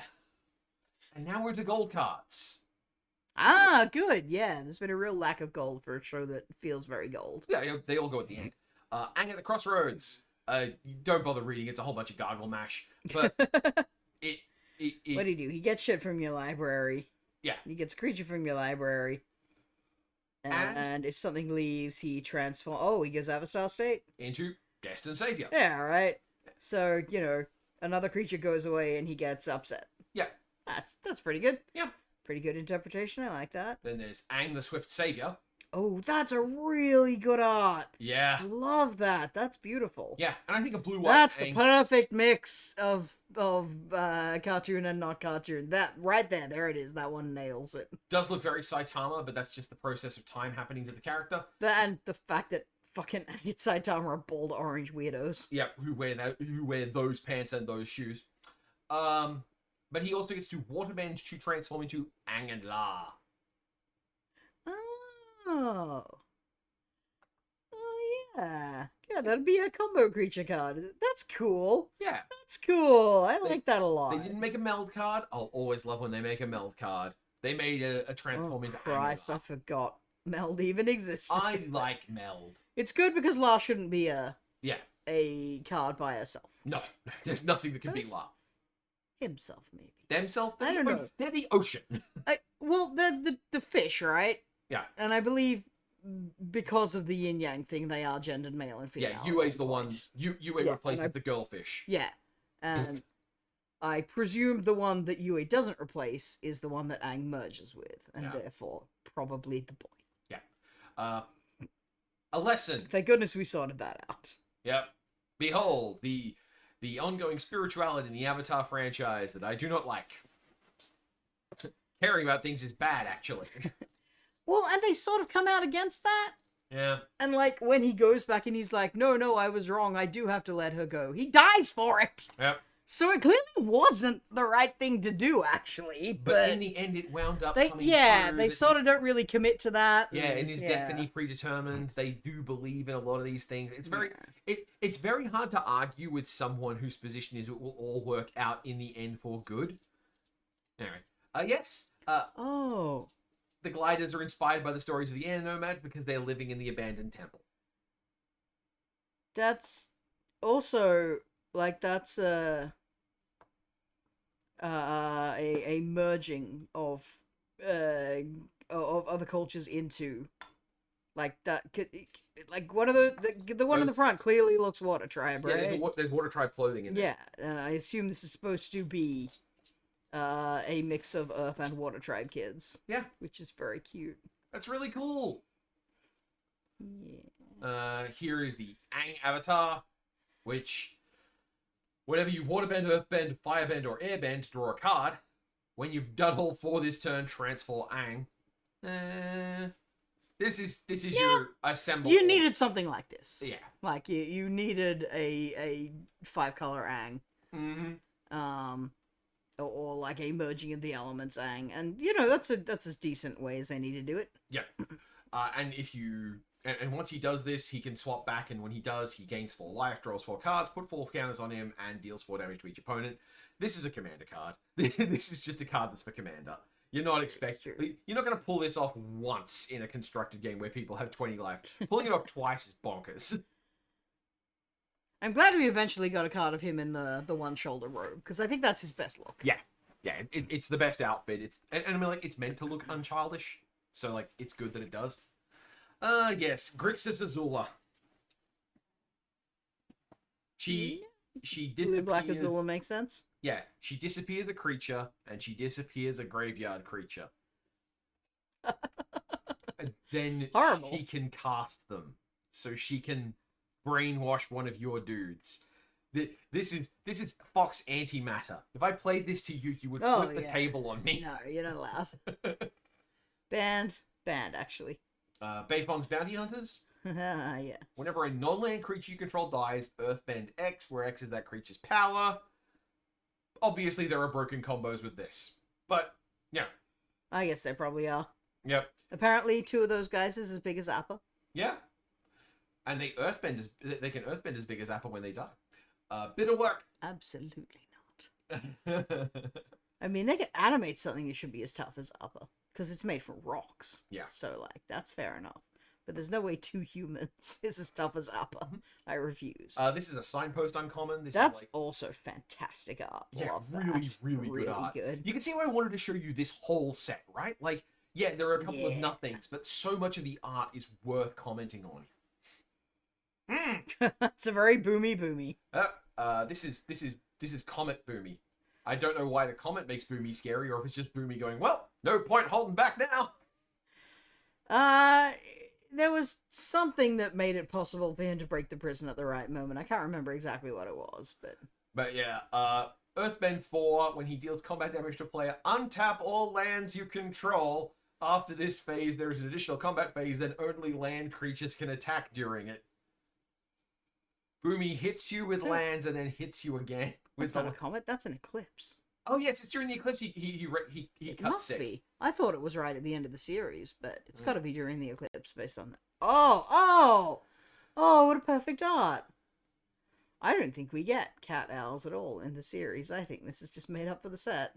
When it's feeling bored, it chases itself. What a good art. What a good design. Perfect card. Love it. Yeah, everything about this is great. I absolutely fully believe that they just made this because they wanted a blue-white flyer. Yeah, it might And be. they were in the like, world. what can we make a little blue-white flyer be? It might be in the world book. Might be. Cruel administrator. Bah! You're one mistake away from dying where you stand. Bah! This is my voice. One-dimensional villainry. The Diley agents. The big hand thing. Green, black. That is not a great art. No. The sense of motion in there is all messed up. Uh-huh. It's fine. It's whatever. Dragonfly Swarm. I don't remember this, but... I forgot about these. Wow. I guess, yeah, it's a lizard and a dragonfly. Yeah. It's a dragonfly. Yeah. Little pun there for pun fans. Yep. And, like, some of these are I just... think they're in Lost Days, though I'm not totally sure. And some of these are just, like, standard creature. Like, this is just a vigilance creature that gets counters on things. As tough as Appa, apparently. Yep. Earth King Lieutenant. This is the guy who bullies Aang to get him into the Avatar state. Yeah. And in doing so, reaps the whirlwind. This is him sewing, obviously. Yeah, he's an ally at this point. Yes, well, he is an ally at first, and then he decides that he might, like, fucking suffocate Katara and Sokka in sand. Yep. Earth Rumble to Restless. upset a child. So, he gets what he deserves. Earth Rumble Restless. Please observe the creature type. Performer. Human warrior. Yeah. Performer. That's cool. Are you telling me wrestling is fake? No. Earth Village Ruffians. Ruffians? Ruffians. Just I can't remember these guys. yeah, I think they're at the Boiling Rock prison as well. No, these aren't Boiling Rock guys. But look in the background. That's Like not those- Boiling Rock. Isn't that a watchtower from Boiling Rock? Nah. Okay. Yeah, so here's remember what I said about Zula's I face? think they're in the Oh, okay. Zuko fucking about alone episode Okay. where he, tries to where Zuko does a western. You remember the one? Yeah, I remember that one. Yeah. I think that's where it's from. Yeah. Remember what I said about Azula's face? That is a good face. Pretty good face. That is a good face. Whenever you cast a spell while she's attacking, copy that spell. Jesus. And she has firebending too. So Yeah. she wants to red zone, and what happens once she red zones is stuff starts blowing up. I mean, at least she doesn't also have prowess, I guess. Yeah. They had some restraint on the rare. Yay. Fire Lord Zuko. Hair up for character development. I don't know about the red, white, black. I do like red, white, black as a, hey, these elements in contrast with one another create a very strong nobility, and I like that a lot. I'm not certain if Zuko winds up with that sense of informed selfishness. No, I don't think any part of Zuko is black. Like, the angle I tend to think of this is, you need... The thing black brings this moral framework is the black needs to be able to look at the self and go, all right, my agency and myself needs to be respected. And then the white comes in and says, all right, for that to work, I need to have everyone do that. And then the red is like, and that's how I value people. And like, I can see a character like this coming here, but I don't know if Zuko isn't just too much of a wet puppy to not have that black edge of, no, the me is valuable. I don't know about a wet puppy, but I just feel like selfishness has never been Zuko's motivation. Like, he appears to be a black character at first, but the whole point of finding out who he is that he's not, and he never was. Yeah. And even when he was kind of acting like it, it was definitely much more of like a misguided red-white, if anything. Alternatively, the black is, behold, I have become a leader of an empire, a terrible thing. Or, behold, I'm willing to kill. I mean, he didn't kill no one in the end either. No, but maybe he got the willingness to. I don't know. I don't like I mean, he would have, yeah. I don't like the adding of black here. I get why you want it, because that way you can have him heading up a deck. Oh, you don't mean me. Yeah. Right. I know why a designer wants it, and I recognize that, like, you have to make some compromises. And I do find black-white characters very compelling. Yeah. I just don't think that's who Zuko is. Yeah. The red, white, black. Yeah. Anyway, I've gone over this already. Especially not when he's in his Unity phase. Yes, Ellie? What are your thoughts on the importance of the color pie? After all, you are a black-white character. What the heck? Who is Hot Swamp Bender? I know! I don't fucking remember her, and I feel like I would have remembered her. Uh-huh. There is apparently a really hot swamp bender here who has a spirit buddy. But also, this particular card, I know this will be surprising, this is one of the best cards in the set for draft. Apparently. Apparently just having a 2/4 lifelinker is really good. Who makes little chump blockers? Yeah. Well, they can't block. Well, they can block spirits. Yeah, but they can't block. There's not that many spirits in the set. Isn't there? Not that many. Mostly they block each other. You can block her spirits. You got there a second before me. Yeah. But yeah, amazing art, beautiful character design. I love the bark bodice. When you can shape wood, because this is very fibrous wet wood, when the waterbenders can like that's probably really comfy. I think that's probably carved, but you know, it's fine. Guru Pathik? Nah, yeah. That guy? Don't care for him. Hammer! It was honestly pretty cool. Yeah. I do like treating bloodbending like it's irrevocably evil. Like, I don't feel like that's necessarily correct. Ellie, you're interrupting Fox, which is misogyny. Now, we've all had that learning moment. Yeah, Hammer. But I do think that making it black makes a lot of sense. Yeah, I do joke with my bit about criticizing Hammer and bloodbending is misogyny. Like, that's a joke. I am definitely leaning into to a point that I do think is true, but I also think in universe the notion of like controlling bodies, I get why martial artists find that fucked as hell. It's an interesting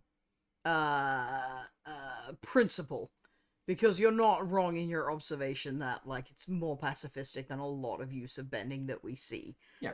But it's like we're informed that it's more of a violation than setting someone on fire somehow. And I don't know how I feel about that. Say banana in the comments if you think I should do a long form article explaining why the hatred of bloodbending is fascist misogyny. It does seem to...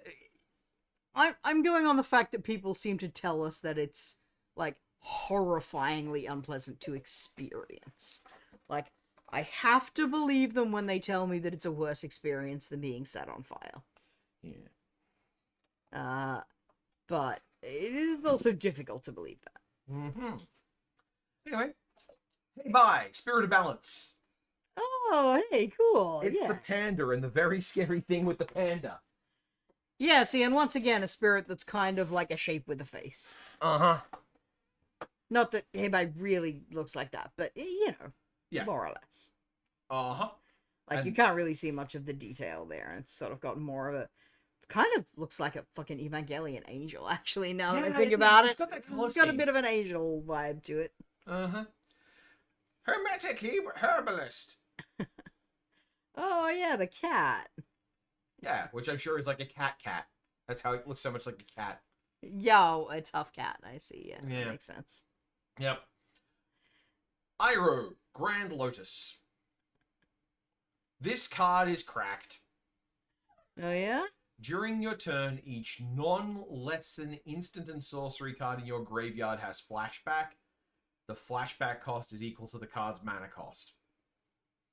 During your turn, each lesson card in your graveyard has flashback 1. He goes over your lessons. Of your lessons. He never forgets your lessons. And you know, it's a green, red, blue version of Iroh, which is kind of perfect. That's Teamer, isn't it? He's Yep. Teamer Iroh. He's Yeah, a Team Iroh. that definitely makes sense. Uh-huh. Also, notice that Zhong's in the White Lotus. Yes. By the end of it. Yes. Iroh, the Tea Master. I like that because it suggests that they sort out members through the course of the thing, like they weren't all always members. Yeah. Which suggests that maybe Parku only joined after he grew the fuck up. Yeah, that would be a good thing for him to do. Which would be cool. Like, I fully believe Iroh's been in there the whole time that we know him. Yeah. I wouldn't be surprised if Sokka's Swordmaster was there the whole time either. Yeah, Kandar. Thank you. Yes.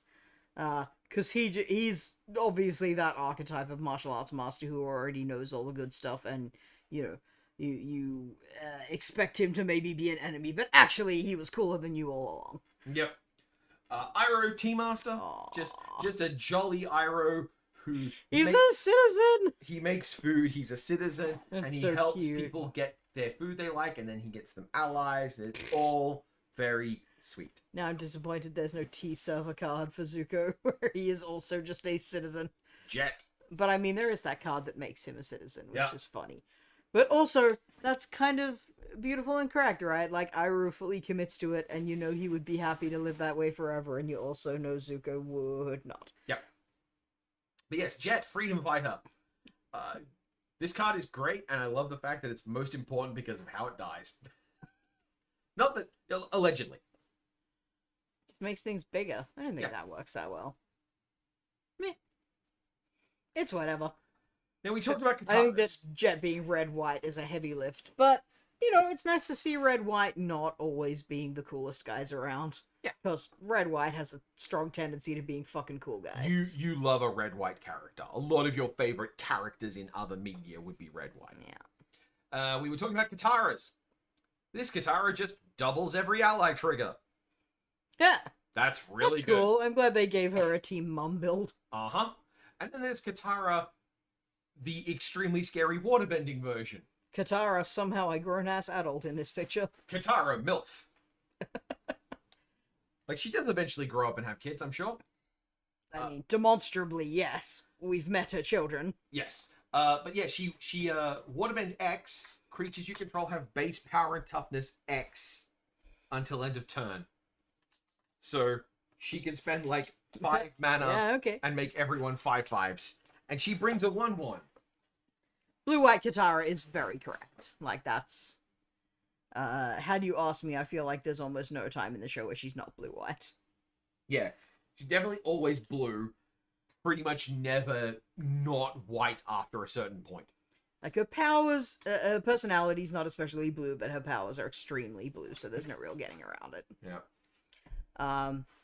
And she just always is the team maintainer, and the rule follower, and the rule imposer. Yeah. And the healer. And she's like all of the things that White does. Excuse me a moment. Yeah. Meanwhile, the lion turtle. Yeah. One of our least favorite plot devices. And also, it's a 3/6. Now, this thing is allowed to be 2 points bigger than Appa. Please don't. But not 1 point smaller than a saber-toothed moose lion. Yeah, and it's tapping Aang on the head. This might be where the energy bending art should have gone. This is the kind of art that should have been on energy bending, yes. Yeah. Long Fang? Blue-green feels like a good choice for Dragon Turtle. Yeah, I like that. I like almost all forms of, like, big power, like, connection to enormous multi-state systems. That feels like blue-green belongs there. But also, like, it's a primal spirit entity kind of thing. Yeah. Long Fang, Grand Secretariat. It's one of the Dai Li dudes. Goodness me. Oh, Someone's hybrid being green-black. rambunctious. Yep. Messenger Hawk, hybrid blue-black. Oh, I thought you'd paused. Sorry. No. I probably should. Give me a moment. That was absolutely immediate and instant. Yeah, nothing happened. Messenger Hawk, Yeah, cool. I'm glad Hawkeye showed up. Hawkeye got a card, but also Hawkeye is not a legendary card. No, because a generic messenger hawk is much more useful. Hawkeye is by no means the only Hawkeye. Ozai, the Phoenix King. Yeah, right? Yeah. I think that this is appropriately impressive looking art for this horrible monster of a character. Unspent mana to go with firebending. Interesting. Yeah. Yeah, you can sit on a whole bunch of unused mana and he's just indestructible until you have to spend it. Yeah, you usually won't want to spend it because you've got a 7/7 trap. If you would lose unspent mana, that mana becomes red instead. How interesting. Yeah, if you would lose unspent mana, it becomes red, and then he basically sits on a giant pile of unspent mana. That's really interesting. He doesn't need the mana to be red, so really that's like mostly a flavor thing. But... Yeah, and crucially, it replaces the mana going away with it becoming red, so it doesn't go away. In fact, does that mean it persists between turns as well? Because it just is whenever you would lose it. Yep. Yeah, that's kind of amazing. Yep. Platypus Bear!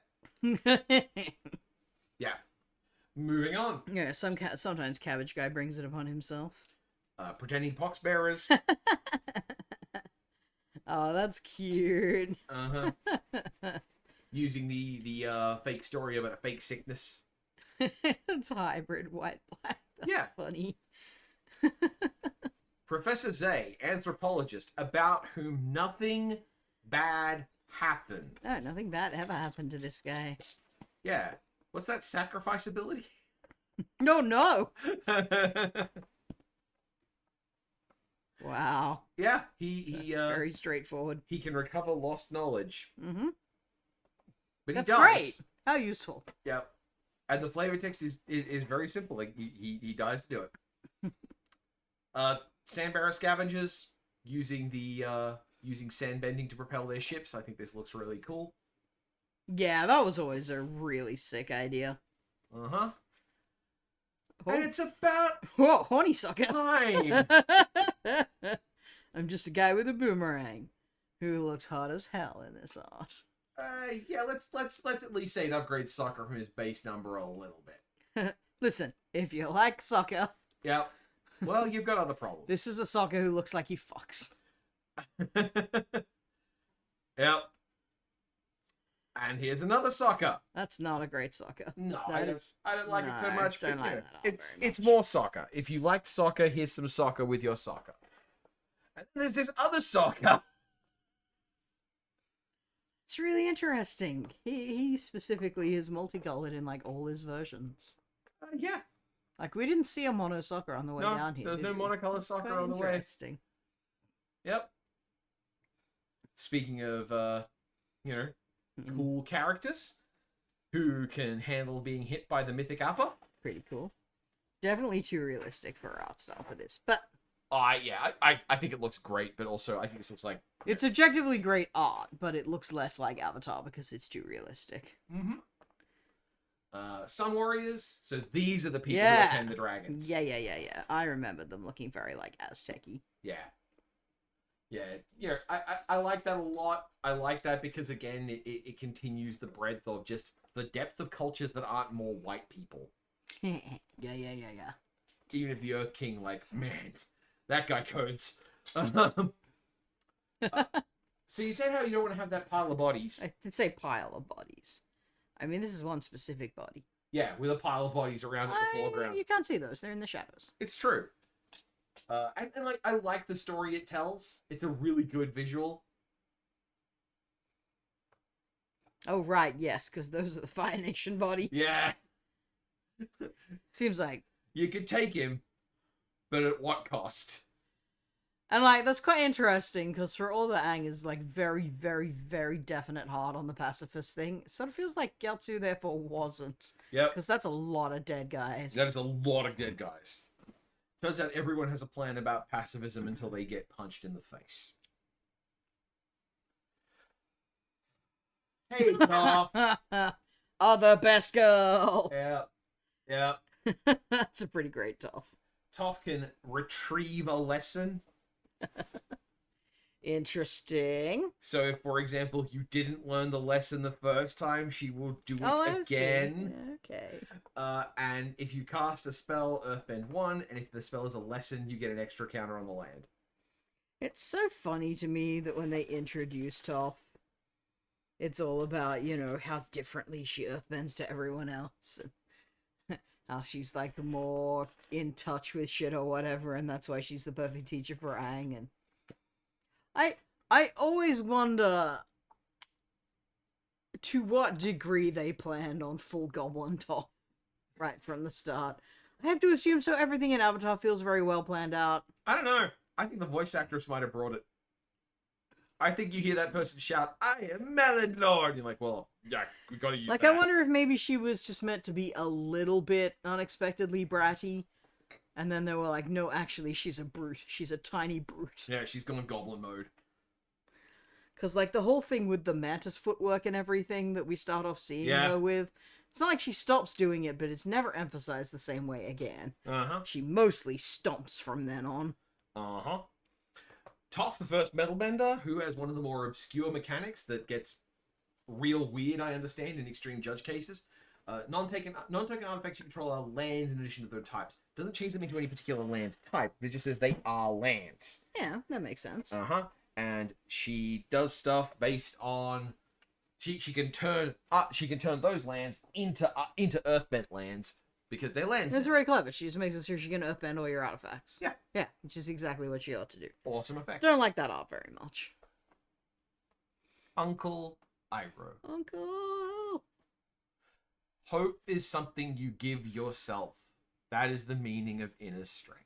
He's so good. Lessons you cast cost one less. Oh.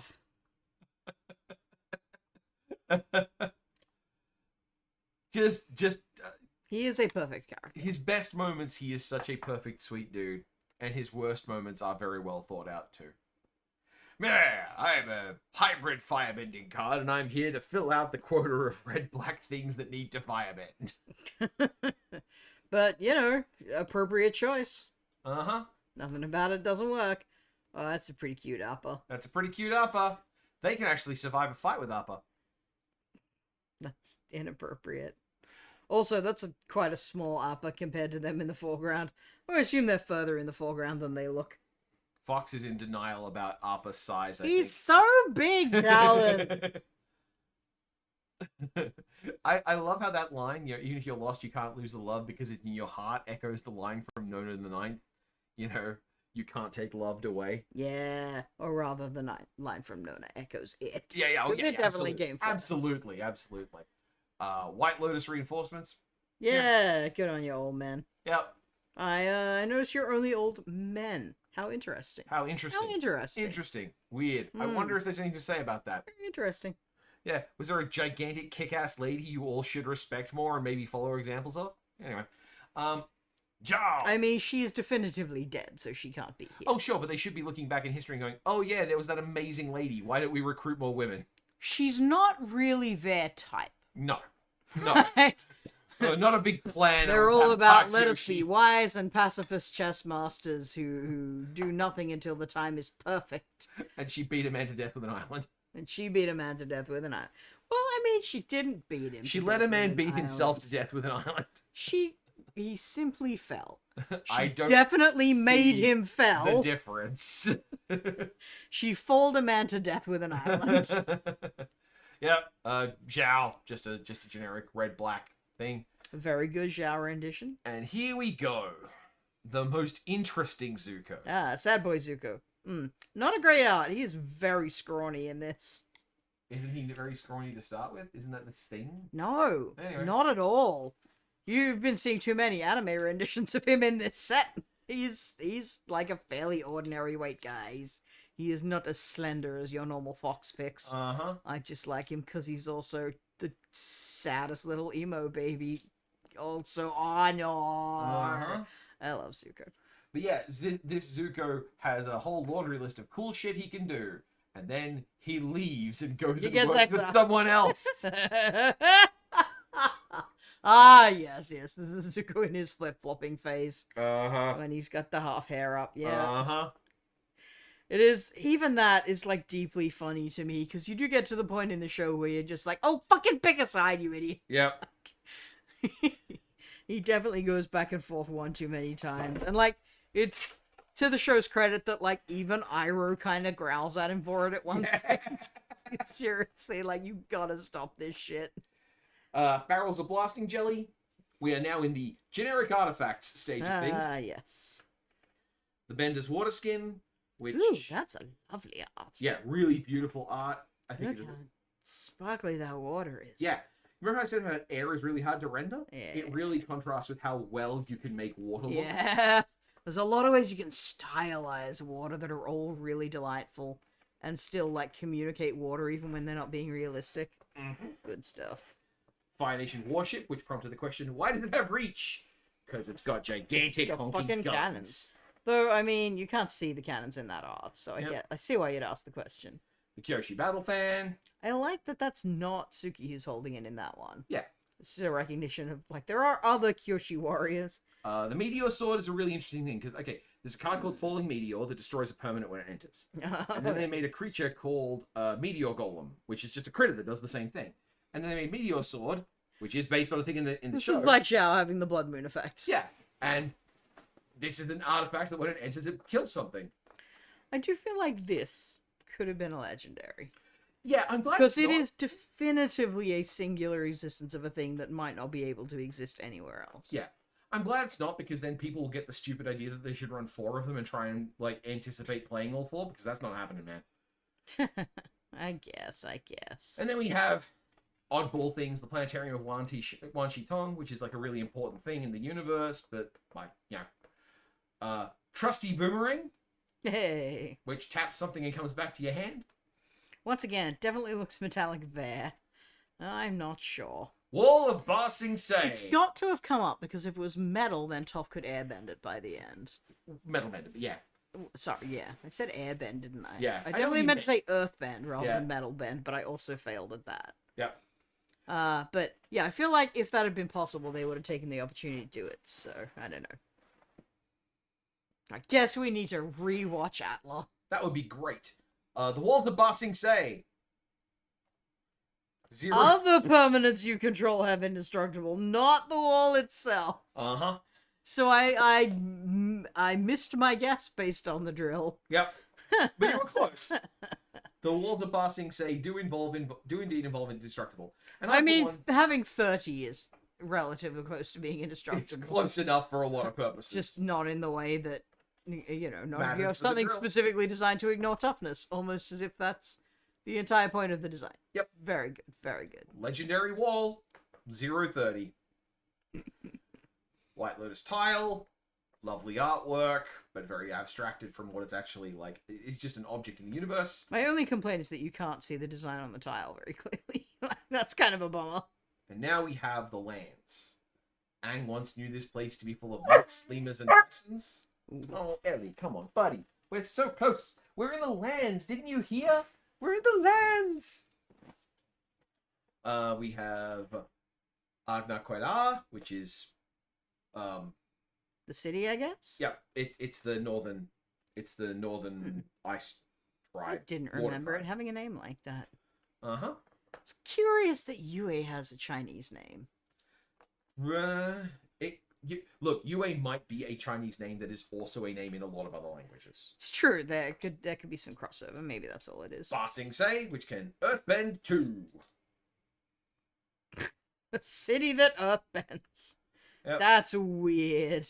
We have a bunch of these common non-basic lands that are there to patch the draft game. They let you, draw cards. These are never good enough to use in constructed, but they're perfectly good. The Fire Nation Palace, which gives a creature firebending. Cool. Foggy Bottom Swamp. The Jasmine Dragon Tea Shop, which is for allies. Jeez, one artist just decided to go with fucking photorealistic people. Uh, That's weird. Liana Crossan, in fact. I don't love that choice. The Kyoshi Village. The meditation pools for Guru Pathik. The Misty Palms Oasis. The North Pole Gates, Omashu, Oh yeah. the Realm of Elli. Oh, this has got to do something interesting. Yes, it makes a spirit. It makes a creepy little spirit. Do all the spirits token have that? Yes. Do all these spirit tokens have that same ability? Yes, thank you. Yeah. I think that's a very cool choice to enforce the flavor of spirits in the Avatar universe. Yeah. I assume not all the spirit creatures have it, because we did see a couple of them. Yeah. And it's very suitable for the tokens. It- But also that kind of works, because we do see them manifest in the real world to some degree as well. Like the panda one. It's treated as kind of like a special perk of those creatures of like, oh, hey, these can block the tokens. But like, if you have an identity, it's cause you're like a more powerful spirit that probably then can also interact with the material world to some degree. Yeah. Which is cool. Rumble Arena, which is a land that on its own has vigilance. Oh, does it let things fight? No. It doesn't let things fight! Boo! But This should be like a contested cliffs effect. But it's a land with vigilance, which is pretty cute. Oh, so when you earthbended it. Yeah.